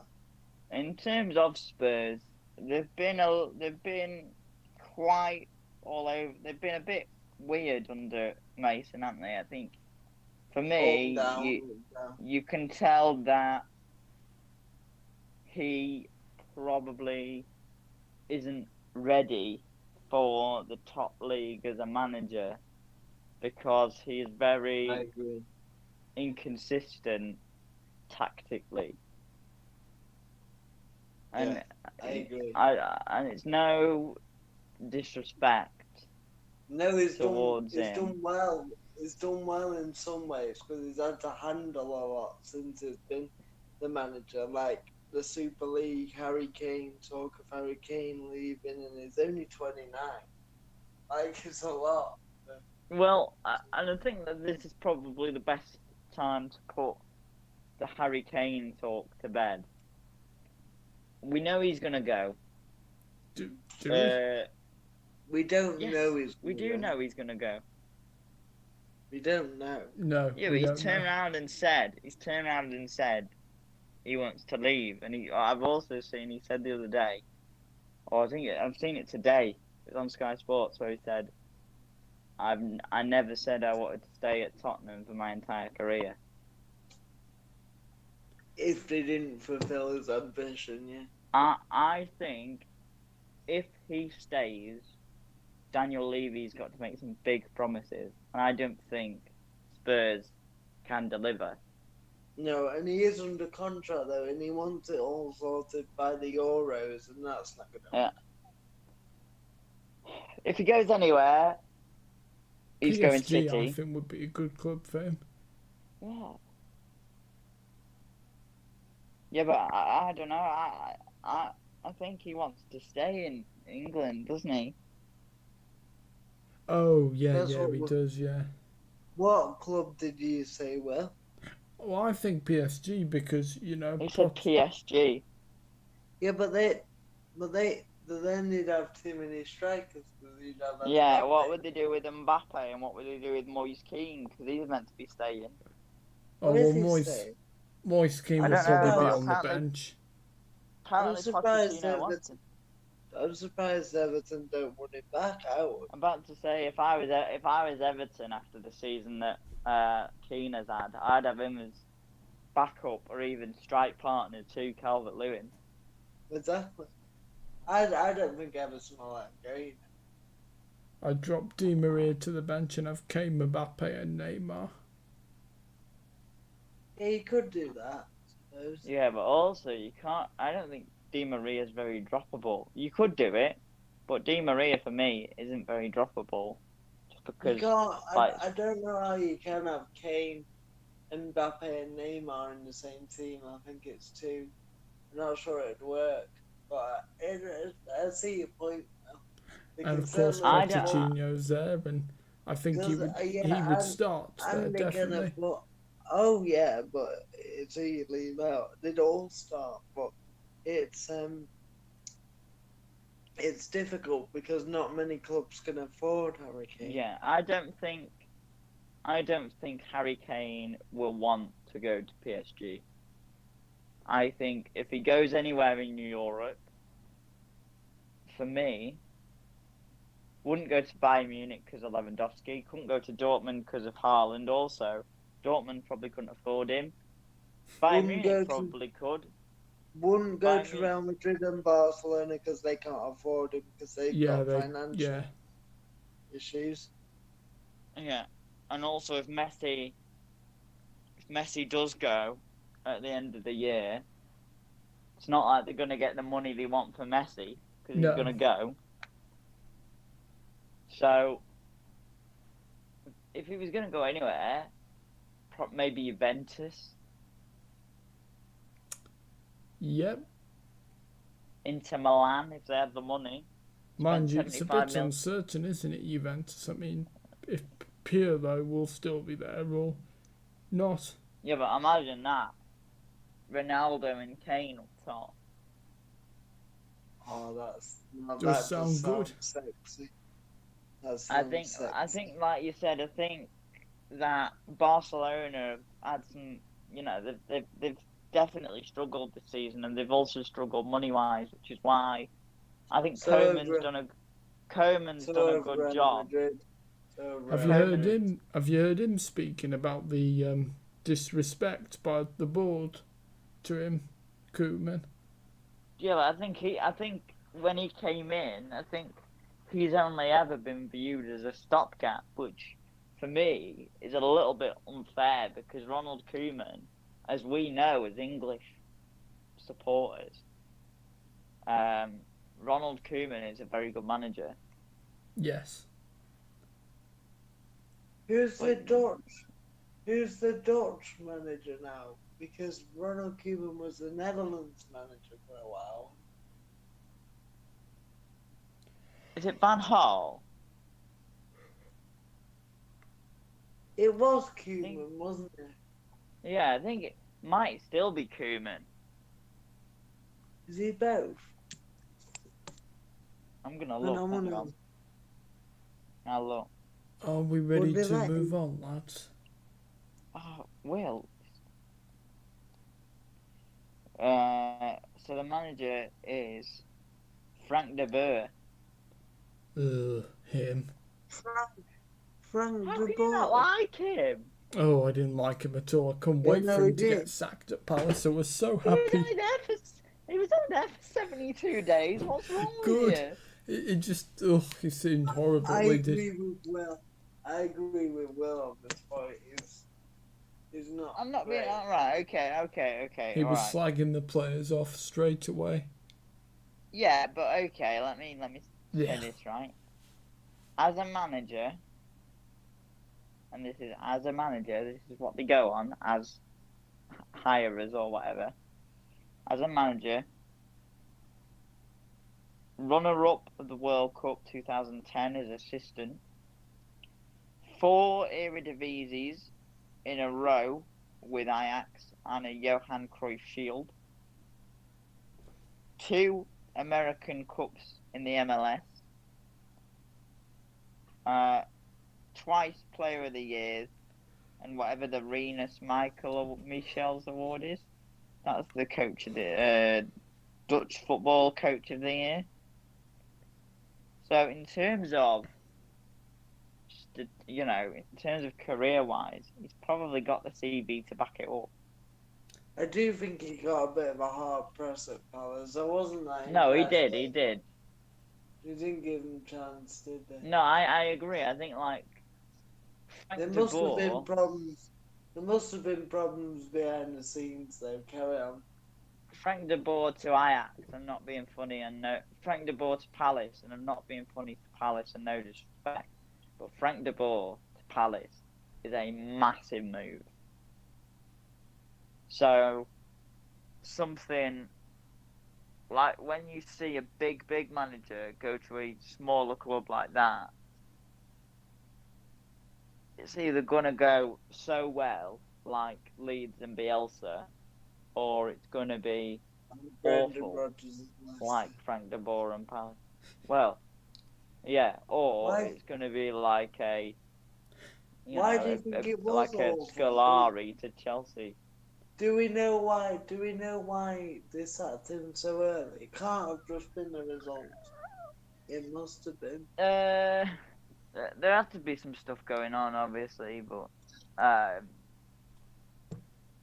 so we're not getting whinged at by Will. I guess we'll have to move on from that.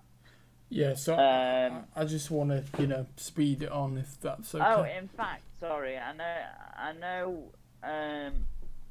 Obviously, we've still got another load of games to talk about, but Nuno leaving. What do we think? He's on his way to Tottenham. Yeah, I That's agree. right. I think that'd be the perfect fit for Tottenham. Yeah, he's been approached. still- I think he's been approached and he said to Wolves, "Look, I don't know how much further I can go," and they've said, "Okay, thanks." Here's My issue with Nuno to Spurs is I don't think he's going to win trophies there. I don't think he's going to do what they want him to do. In what way?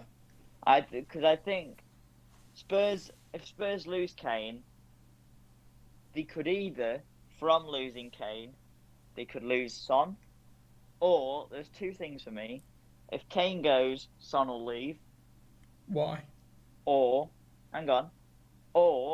if Kane goes, Son will stay, because then he is absolutely, undoubtedly the main man. If Kane goes, why do I think Son would leave? Because if they get rid of Kane, who else Then have Spurs it got? might show Yeah. a lack of ambition. Yeah, who else have Spurs got that is world class? Bale, if he can get it fit. Bale, yeah, okay, fair You might enough. not even Bale, I be there. agree. But if you've got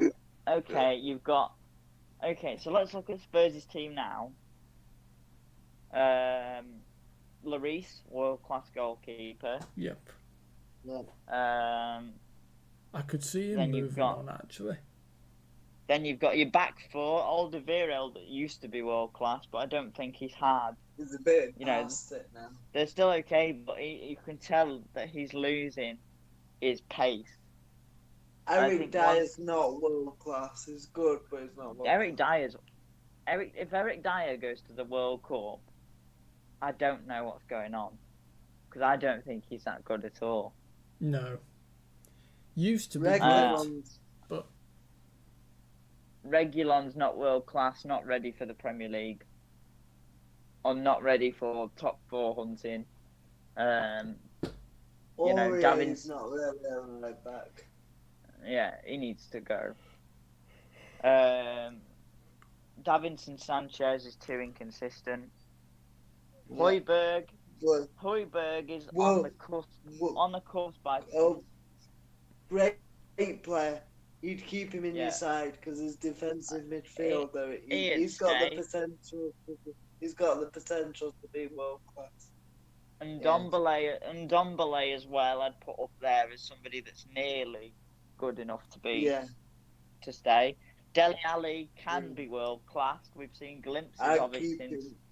Yeah, We've seen I glimpses keep of him it in. since Mason's come back. That's one of the reasons I'd stick with Ryan Mason, because I think with those English lads, you know, that you're gonna. I don't know. I think Spurs have got to look higher. No disrespect to Yeah, Ryan. no, I think Ryan Mason won't stay, but I do think it's a little bit unfair.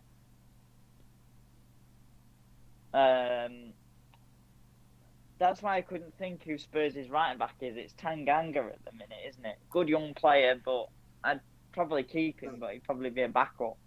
The point being, though, other than Bale and Kane, and probably I'd say Dele Alli as well, and Son's world class. all four, and Lloris, all four of those players. Do you not plus think Son's world class? No, I did. I said Son's world class.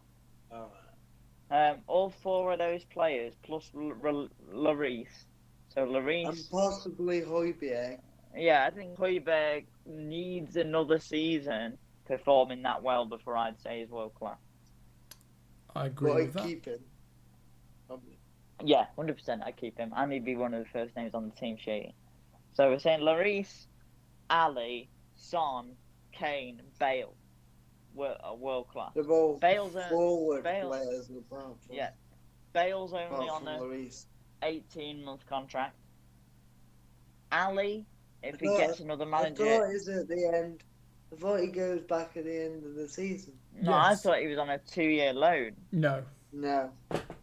Oh, so Bale goes back at the end of the season, and I reckon it depends on who they think, who they hire, whether he'll stay or not. Harry Kane is out the door. I think there's no way. I don't think either Nuno will be enough for him. I really don't. Hang on, my AirPods just falling out. Ali, if he doesn't fancy whoever they hire, he could go, because obviously Pochettino wants him. And Heung-min Son, I think if Kane goes and they don't bring in anybody good enough to replace him, or at that near that level, I think he will go as well, because his career is kind of stagnating. Daniel Levy won't let Kane and Son and Ali go. Oh. Not being funny though, he let Eriksen go for dirt cheap, and Eriksen's class. Well, that's because Eriksen, though, he really wanted to go, didn't he, though? And he did let his contract run down. They were going to get no money if they didn't sign him. But I personally, I think unless Tottenham bring in a real heavyweight manager, a big manager, they're in serious trouble. Who's left, though? Who's not in a job? That's it. I mean, they've tried Mourinho, who, on paper, could have been a good appointment for them. Yeah, but could he, though?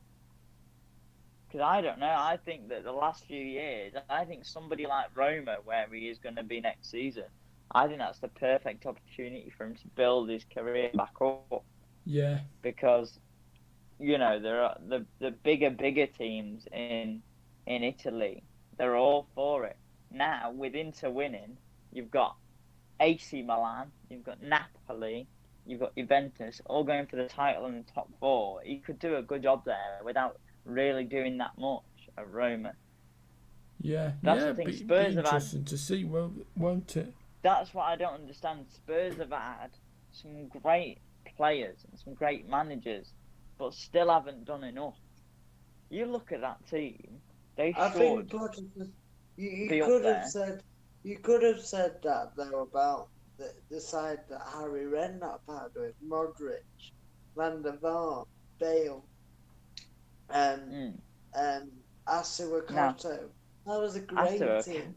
Asuakoto was wank. Dawson at the back, Huddleston. Yeah. The thing is like that was arguably.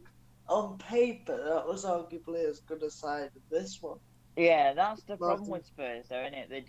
You've got your world-class stars, and then you've just got a pile of average. Like that's my opinion. Will, if you tell me, are we ready to move on? Well, I'm in the middle of a sentence again. I swear. Sorry. But that's the thing. It's like you've got your world-class players, and then you've got players that are completely interchangeable. Is Nuno really going to go to Spurs and make that much of a difference? It's difficult to say really because I think he took Wolves probably as far as he could with that squad. So yeah, and he did do very well. Let's not forget he did do well. And yeah, but I think what you he mean. he couldn't deal with the long season. I think that he couldn't deal with like the Europa League kind of length of. Yeah, but that's because he had a small squad. He said himself 60 or so. He said himself. Yeah, but haven't Spurs got a small squad? I think Spurs have got a small squad. For a top team, you take away their first 11, they haven't got much. No, but I do like more. I think it's an exceptionally big job for whoever takes it on, and I really don't think that. It's a bit of rebuilding, especially if Kane goes. Or if Kane goes, then that'll be very interesting. I don't know. I don't know how people are saying if Kane goes. I think Kane is nailed on to go. I think if he doesn't go to City, he'll go to Barcelona. But then we're saying, but Barcelona might not be able to afford him. Yeah, the thing I'm thinking is, I think he's going to force a move. I think everything that he said in the press and in interviews, I think there's no way. I think he'll force a move. I mean, it's quite interesting reading what Jermaine Genius, saying like it's heard stories of people kicking the ball over the fence in training, to force a move and things like that. Oh, and what was it, flipping a desk or something in the manager's office? You know that all that stuff happens. That happens all the time. Who did that? No, he didn't. It didn't name any players, but he just said he heard stories of that. Have I told you the one about Ruud Gullit and John Spender? I've heard of Ruud Gullit, not heard of the other guy. He would want to leave John Spencer because whenever he played for Chelsea under Gullit, he'd come on and do well and score, but Gullit would never pick him. So he started going in the showers while there were board meetings and stuff, and showering and going, "Please release me, let me go." Yeah, right. And then it got to the point like they could hear it in the board meetings, and then they were rumoured to buy Zola. Now we know how good Zola is. And Ruud Gullit would go next to him in the shower going, "La la la la la la Zola." And just like there's stuff like that all the time. Booting balls in training. I remember at Forest when Forest sold Campbell to Trabzonspor, he went on a hunger strike. Oh my God! Because he didn't want to. He didn't want to not play with Kevin Campbell. That's going too far. That is. There's been a lot of lads that have gone on that podcast I was talking about, including Kevin Campbell himself, that have gone on and slated Pierre Van Hooijdonk because of what he did. I wouldn't be surprised. What an absolute imbecile. But I do think Kane will go. Anyway, it's nearly midnight, so yes. Sorry. So the next game, Liverpool 2, West Brom 1, and good news, everybody. It made me smile. Sam Allardyce is going fantastic.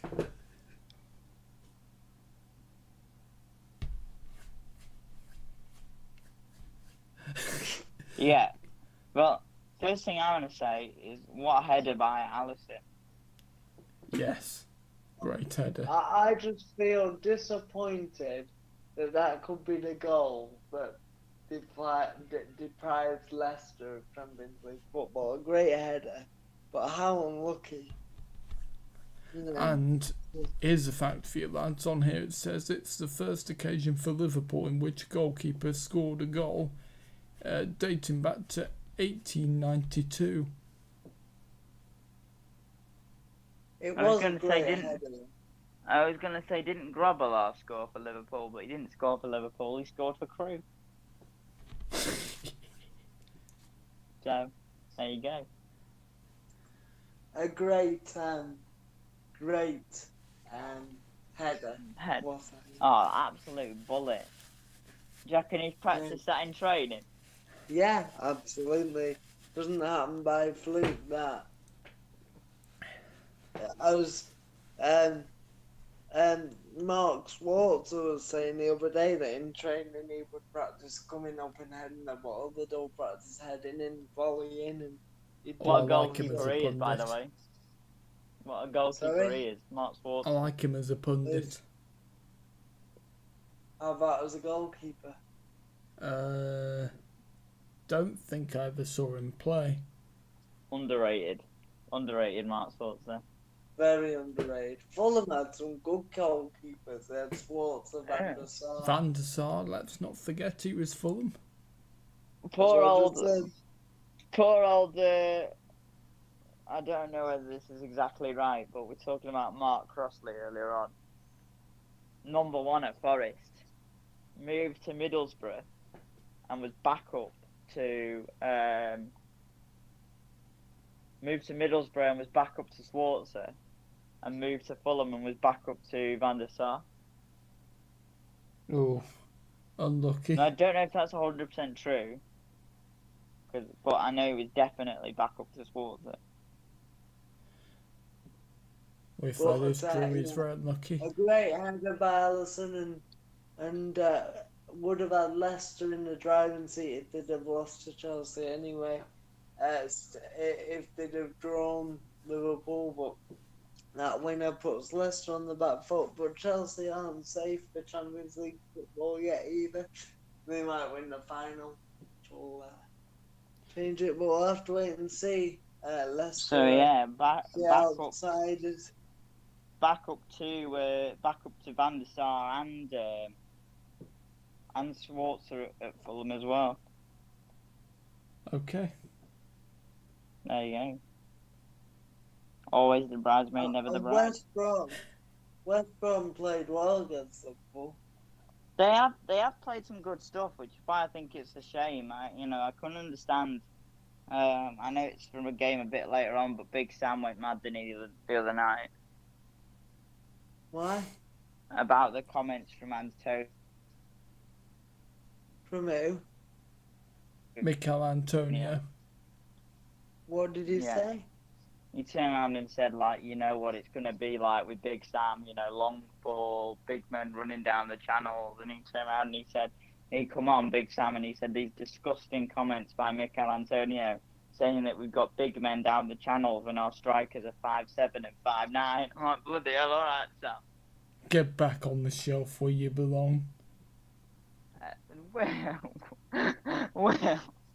for God's sake, man. Why is he leaving West Brom? No, it's Allardyce who's the problem. No, but he would have done well in the Championship with West Brom. He probably would have, to be fair. So why is he leaving?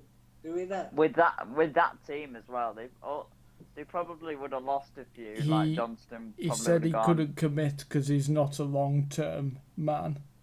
Yeah, he did say that. He said he only does sort of short-term jobs now that he's gotten older, which is fair enough. He's like 66 years old now. You've got to sort of start to slow down a bit, haven't you? He says after we've talked about Roy Hodgson and he's 73, but How much younger is Neil Warnock than Roy Hodgson? They must be about the same. I think they're the same age, aren't they? Or Hodgson's Warnock's a year older. I I like love Neil Neil. Warnock. I love Neil. He's so How can good. you like Neil Warnock but dislike Sam Allardyce and No, I mean as a person, Warnock. Yeah, his No, I football think he's style class. is not great, but he just seems like a lovely guy. You could imagine having a pint with him. Did you hear what he said about Brexit when he said something like in his press conference, he said, "Oh, I don't know about all this Brexit. I think we were fucking better out of it anyway." Oh yeah. Yeah. Oh Neil, we love you. And he said He's, that he's brilliant. And he said that when Middlesbrough lost, because I was looking at some of his best interviews at the end of last year, and the referee is always on about the refs, and he said that it wasn't offside on their goals. And he said, "We come here, and I'm 73 years of age, and I have never ever seen that in my whole bloody life." He said, "It's unacceptable, really. We played in a great country, and the officials are absolutely crap." He said, "I'm going to get fined for that." Oh yeah, I've heard that one. You ever heard the Charlie Austin one? I mean, Charlie Austin went mad. Oh yeah, when it and someone did it to the tune of Blur's Park Life. Oh, I've seen that. Yeah. That was funny. Yeah. Yeah, I do but like yeah, that. no. West Brom. It's sad because West Brom have played some good stuff in parts, but you know, in parts is the problem, And isn't it? apparently- Like, Fulham have played a apparently, good style of football, but in terms of good stuff, it's only really been in parts. Apparently, the owners really liked Sam Allardyce. That's why. Yeah, they wanted him to stay, didn't they? He said that they gave him how did he put it? A handsome offer or something like that. Pride. Which means They brought the they pride must- back in or something. they must have given him some big money, I think, to stay, and he's turned it down. So fair play to him. At the end of the day, he's in his mid-60s. He probably doesn't even need the money at this point. Nah, he's probably Probably sorted doesn't. for life. He could just sit on a Probably- beach if he wanted to. Probably doesn't need the stress either. I think that's one of the things about not wanting to do something long term. And he's a Does he- big man, isn't he? He probably he probably knows as a manager what he can and can't deliver. That's why he probably doesn't want to do a long term project. I'd tell you what, as well. He's a kind of man, because he's a big man that could have, like I hate to say it, but you could imagine him having a heart attack, couldn't you? Oh my Like, if he's god. Oh, are you taking a thing out of Will's book or what? No. I just mean if he's not careful, like, you know. You can Technically, imagine that's him, fat shaming, isn't it? No. You're the one to talk. I'm just saying he looks like a man that has an extremely high blood pressure. That's all. I think you've stepped over the line there, Samuel. I'm not quite sure whether you can say that. Sorry, Sam. Sam's views are not the views of TubeMix. No. Apart from Will, who wished to dreams of Sam Allardyce. I do death not. every I day. do not share those views. I don't like Allardyce, but those were too far. Sam stepped way over the line. Sorry. You tell him when. We'll be Sorry, I just mean. We'll I be didn't thinking mean that. discipline reaction potentially. Just so you can tell how much of a what's the word? Oh dear. How much of what's the word? A hypocrite Will is. These are coming from the views of Will the racist, by the way. So Will the racist has said that you can't fat shame anyone. No, I didn't fat shame him. I just said that he probably feels. No, there are a few managers like that, though, aren't there? Ronald Koeman's a bit of a heavy-set fellow. Well, he Steve had a Evans, heart attack, didn't he? Gillingham, did he? Yes. I wouldn't be managing if I'd had a bloody heart attack, I'll tell you that. Be a Yeah, bit he scared of recovered. having He had another one. heart surgery. But yeah, he Tends collapsed. to be what happens. I'm sorry, Will, if I overstepped the line. That wasn't my intention. I'm sorry for I any offence I may have caused. think Will has definitely said worse things on this show. No. I think that's one of the worst things that Sam said that I've heard. I think so. 100% Will has said worse things than that on this show. I'm very sorry for any offence today, of course. And I wasn't saying Sam Allardyce has, got any issues with him. I'm just saying he probably feels that he needs to be careful. That's all. Just saying that he's a fat bastard. No. You fat bastard! You fat bastard! You're on a YouTube channel. Watch what you're saying. Ah, it don't matter. Nobody watches anyway. I just check the comments. Nobody's been watching. Have they not? No. No, What a surprise though.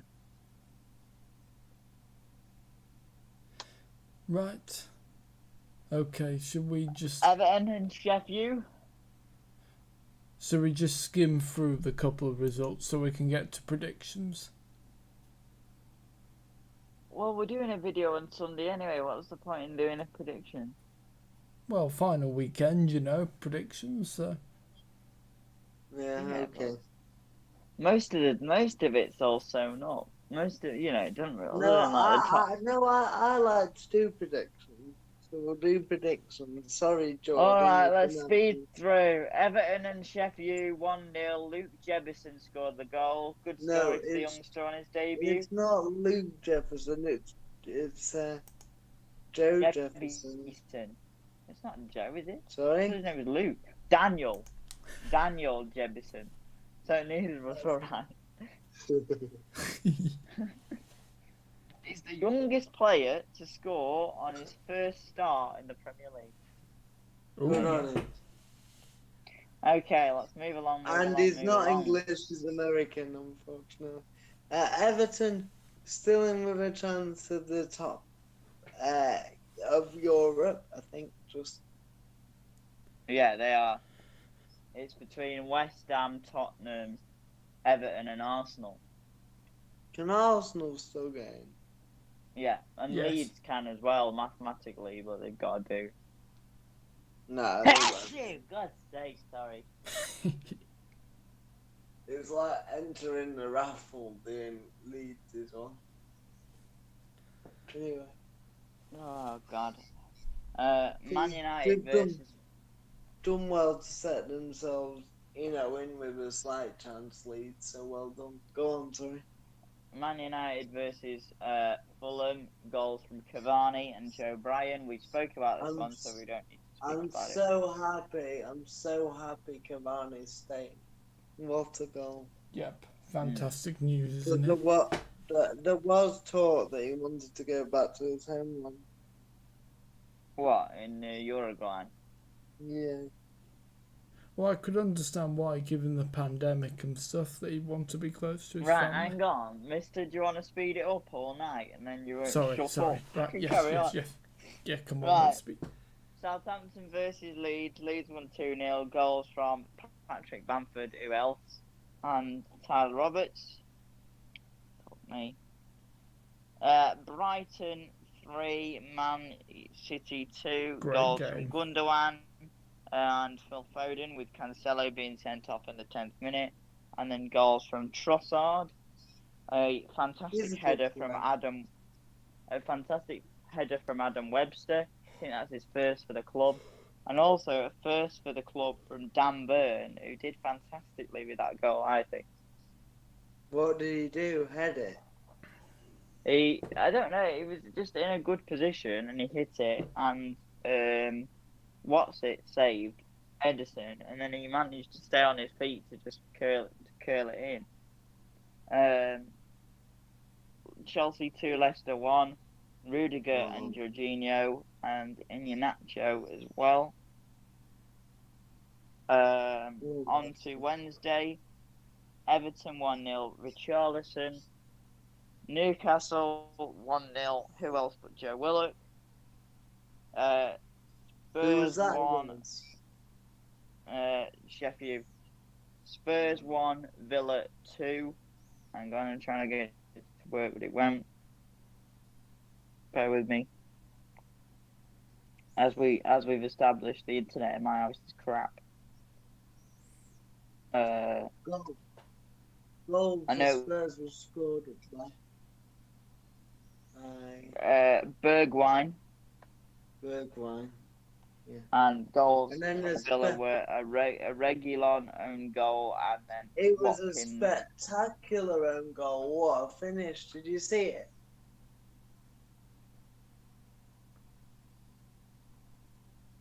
Hello? Geordie's still there. Yeah, I'm here again now. Oh, okay. Then Arsenal 3, Hang on, Palace hang 1. on. We couldn't hear you. Sorry, we couldn't man. hear you.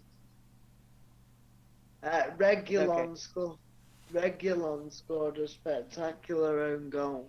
Did you see it? Was it? No, I didn't see it. He scored a volley. He volleyed it past Lloris. I'll have to have a look at that. For Arsenal versus Palace, I'm going to put show goal scorers on. That's what I'll do. That makes it easier, doesn't it? Nicolas Pepe with 2 goals, plus Martinelli in the 91st minute, and Christian Benteke for Palace. Burnley 0, Liverpool 3, goals from Firmino, Nat Phillips, and Alex Oxlade-Chamberlain.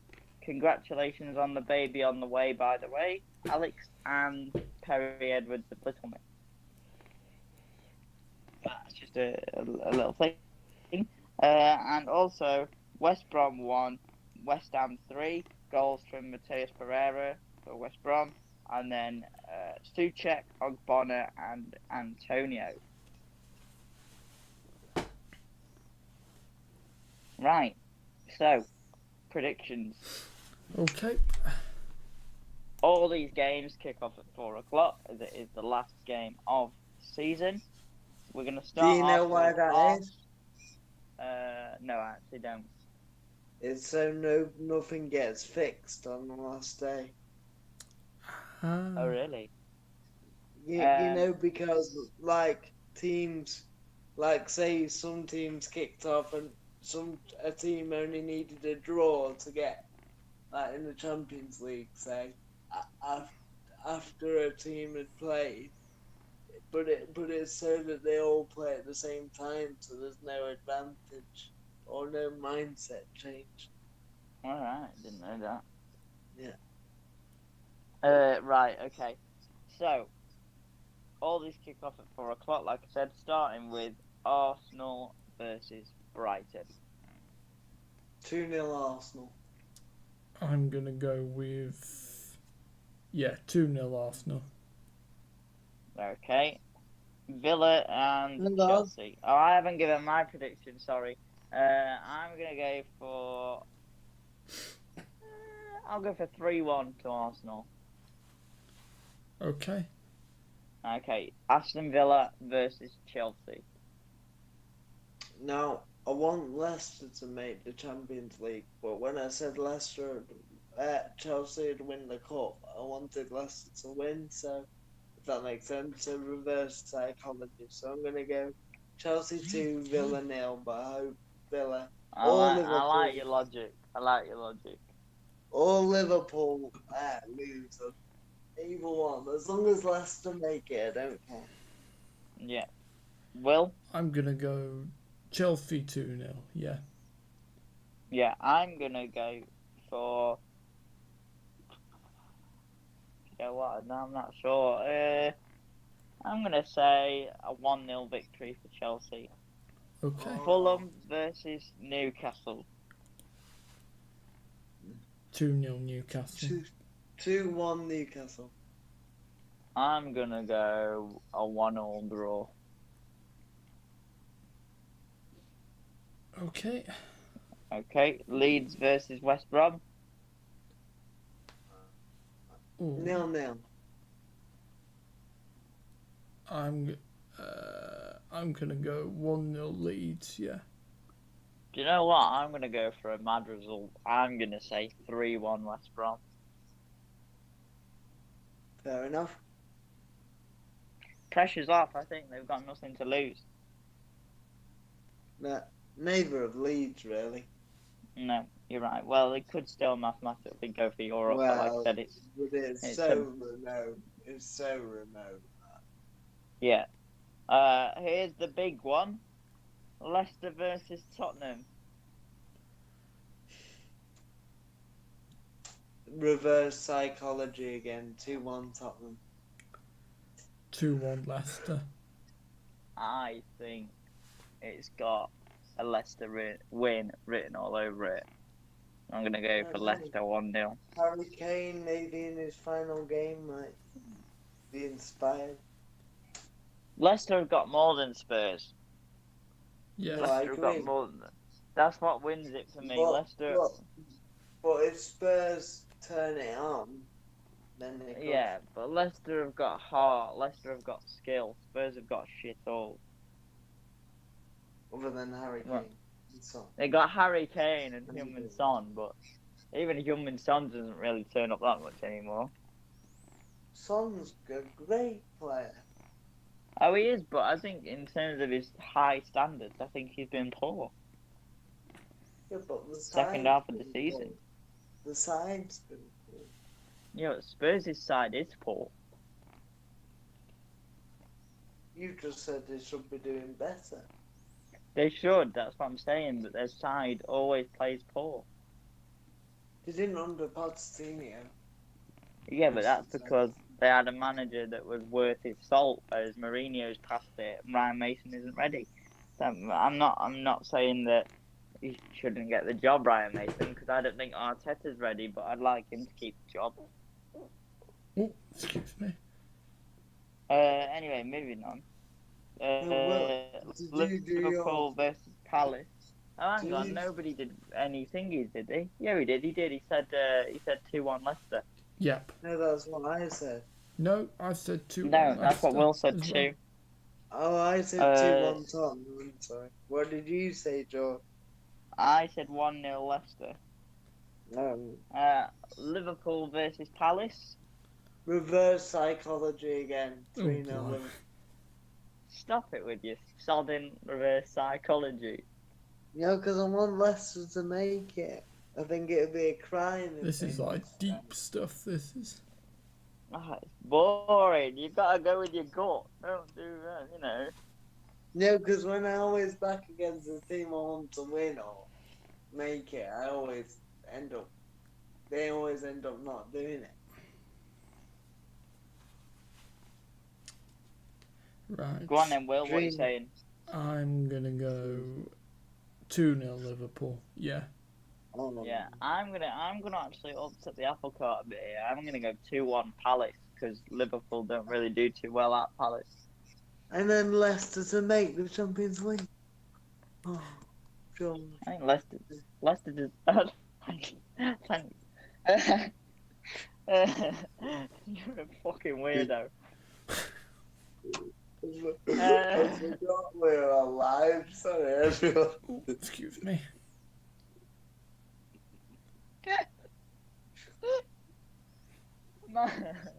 Man City versus Everton. I'm gonna go 1-0 Everton in this game. I'm going to go Oh, yeah. 2-0 City. I think Everton have got something to fight for. City haven't. I think Everton are going to win 2-1. Yeah, and City will be saving themselves for the Champions League final, I would have thought. But you just said City are going to win. Yes, but I think they'll have a be saving a lot of players for the final, but I still think they will win. Anyway, Sheffield United, Burnley. 1-0 Sheffield United. 1-0 Well- Burnley. I'm going to go 2-0 Burnley, actually. West Ham, Southampton. 1-0. Yeah, I'm going to Yeah. go for that. 1-0, yeah. I'm going to say, again, West Ham have got something to fight for, but Southampton, when you least expect it, Southampton do pick a result up. So I'm going to say 2-1 Southampton. Okay. And finally, which I should hope you both have a very similar outlook on this one to me. Wolves versus Man United. I think as it's Nuno's last game now, I think it'll be 2-0 Wolves. That's what I like to hear. Will? Ooh, 2-1 United. You're disgusting. I'm gonna go for 1-0 to Wolves. I think with it being Nuno's last game, everything he's done for that club. Yeah, they're gonna wanna show their appreciation. I mean, if they don't win, I'd be shocked. And the fans are there. If they don't win, or at least draw, I would be seriously shocked. Especially with the fans being there. Right. Well, I did want to talk about some of the stuff, but because it's so late, I think I'll just drive us home, shall I? I can't believe that I'm about to drive us home for almost the last time this season. The penultimate time. So I guess that is the end of the conversation. Thank you very much for listening and watching, or sorry if I offended anyone. However you consumed this media, as they call it in the business. My thanks to our useless host, Mr. William Radford, or TubeMix. Thank you. You just gave his name away. Oh, it doesn't matter. What are they going to do? Bomb his house? And also, but he says Sam Taylor all the time. He says, and he's literally called me but Jordan Lee Sam doesn't have a stream YouTube before. channel, so that's why, Yeah, but he could still search his name up. Yeah. Well, what thank else you, could I Mr. call him, though? Thank you, Mr. TubeMix. I'm also thank going to you, give Jordy. my thanks to big old Sammy boy. Thanks, Jordy. Always a pleasure. Never a chore with you, young sir. I mean, we always we have very similar outlooks on football, and that makes it so. We're very compatible. And that oh God, you're a fucking freak. And that, on a serious note, having such similar outlooks on football makes it so much easier to talk and debate, especially when you've got Willie, who's fucking useless. But and obviously. To be fair, this is Will's channel, and without Will, we would never have done this. So. Obviously, I can't give thanks to myself. So does somebody wanna do my nice little? Thank you, Somebody wanna JLIWheels. play me out? Well, you can fuck off, Sam. How about that? No. As always, my thanks go to Sam and Will. I enjoy it every time, even though I know that the reality is nobody's fucking watching it.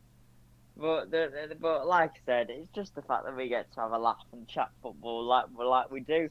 The plan for the TubeMix YouTube channel, this is where it gets a bit interesting. So And please watch the final finale though on Sunday. What time on Sunday? Probably. Oh fuck! I've only just thought. Probably once the game's finished. The games will finish at about 6:30. So Will be complaining about. Will be complaining about his bloody tea. No, because Sunday I often have my tea at 7 or 8, so. Yeah, but. Leftover meat for the sandwiches, so. Oh my God. Well, yeah, but you know that means that halfway through this big massive end of season thing you're on about, you're gonna fuck off anyway. Well, are we doing a pre-match or just the post?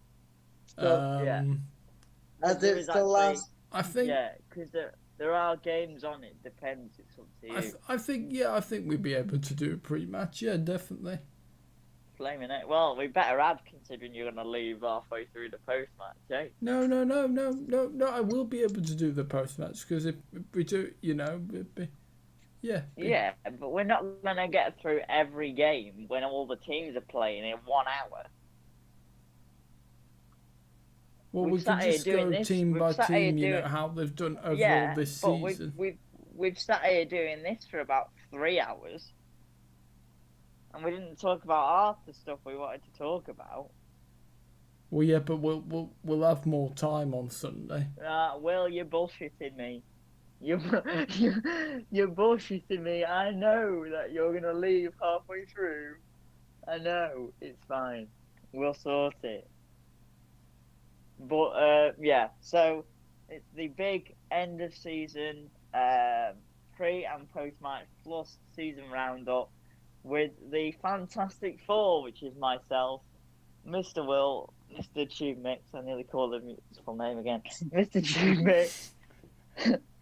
The fantastic Sam the Ram, as they call him in the footballing world, and He's a Derby fan, is he? If he's a Ram, my You're fucking making God. a complete. You're making Yeah. a complete shit of this, Sean. My head's gone, mate.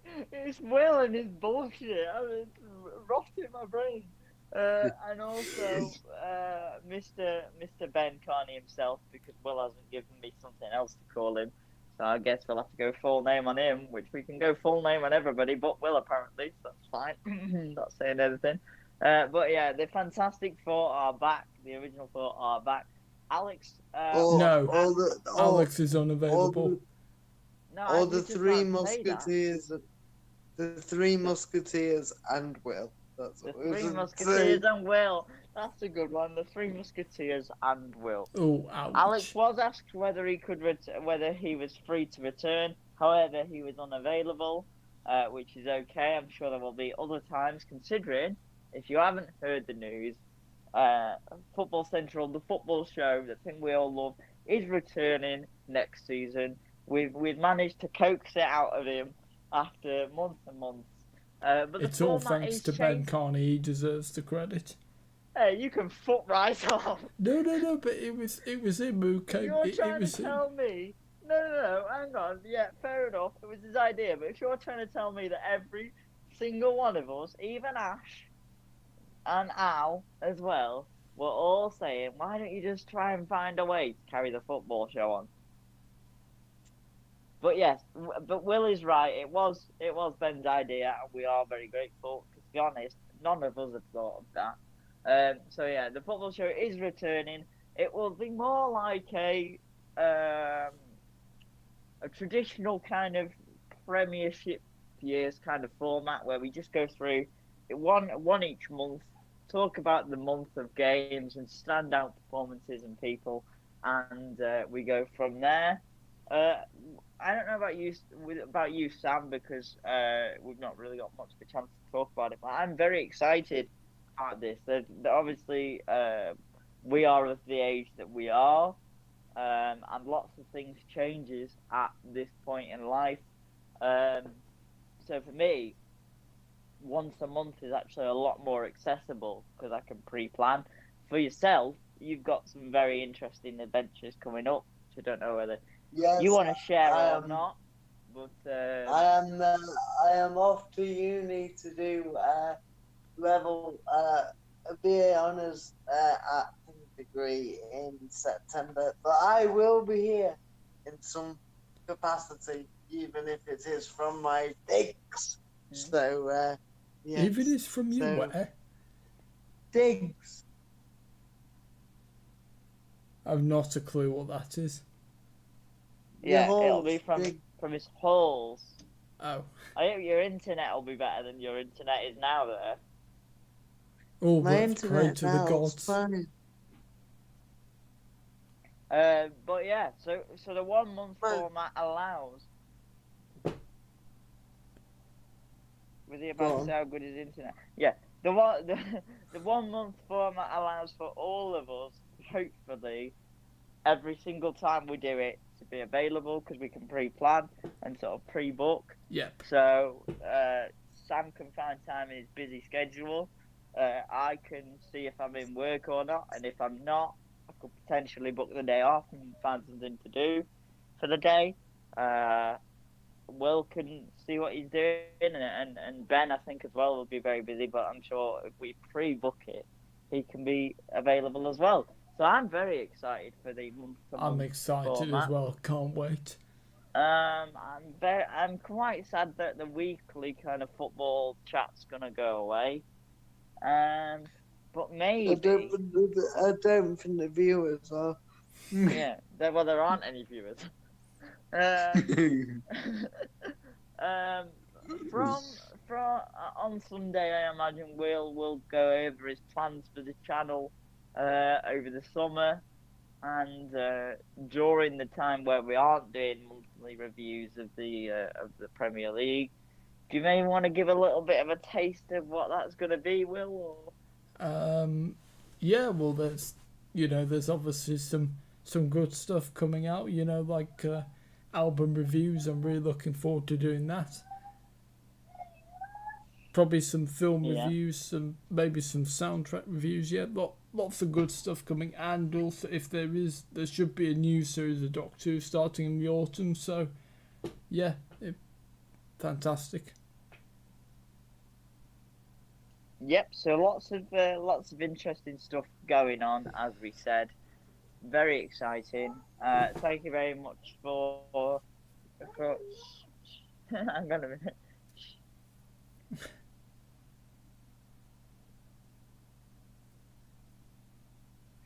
Sorry about that. Yeah, lots of exciting stuff going through the channel. I don't know about you boys, but I'm ready for bed. So yep, I need to get off to bed. All that's left for me to say is thank you very much for your company. Thank you very much to any video watchers. If you have enjoyed the ramblings, if you have enjoyed our ramblings, here we go to the final countdown. In the words of final countdown. Yeah. Also, I didn't actually say very much about what we might be talking about on the final show on Sunday.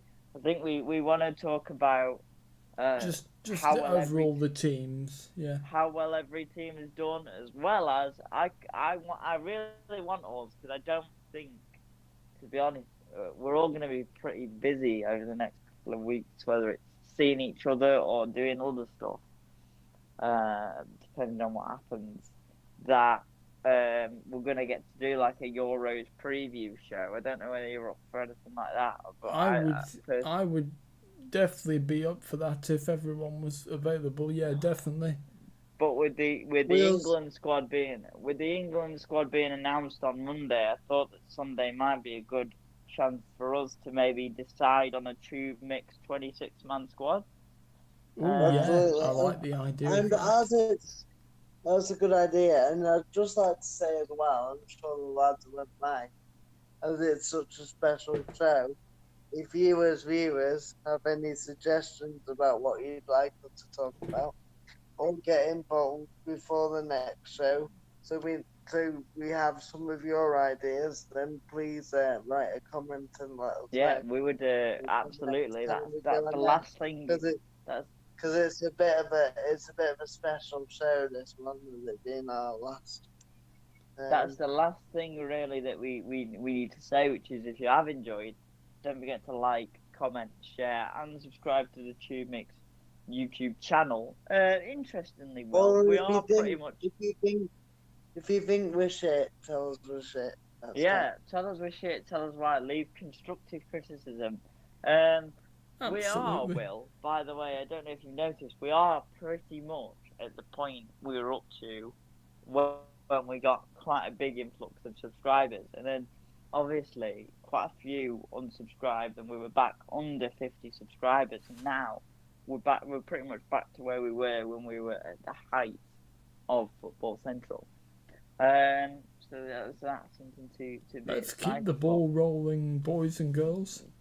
Probably take about 100 years to get to. You mean me and Joe will keep the ball rolling? I mean, it is pretty much a two-man show. I hope in this new format you're going to have a bit to bloody add to the party, or what?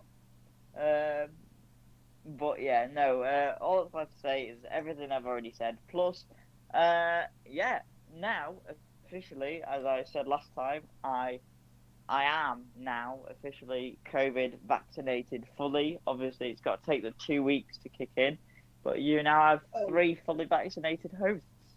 So, Yep. and yeah, no, Get no, the it didn't jab, knock me people. out. If you can have it, get No. the jab. If you say get it in you, I'm going to punch you in the face. Okay, no, I'll just say, if you can have it, get the jab. Come on. But yeah, I've sort of lost my touch for outros, so I'm just going to keep it simple and say, I hope you enjoy the rest of your morning, Come on, people, afternoon, let's do this. evening, and whatever we're saying. Whenever you're watching this, enjoy the rest of your day. Stay safe, stay well, take care. All the best from TubeMix and the YouTube channel that is TubeMix. And goodbye. Goodbye. That was a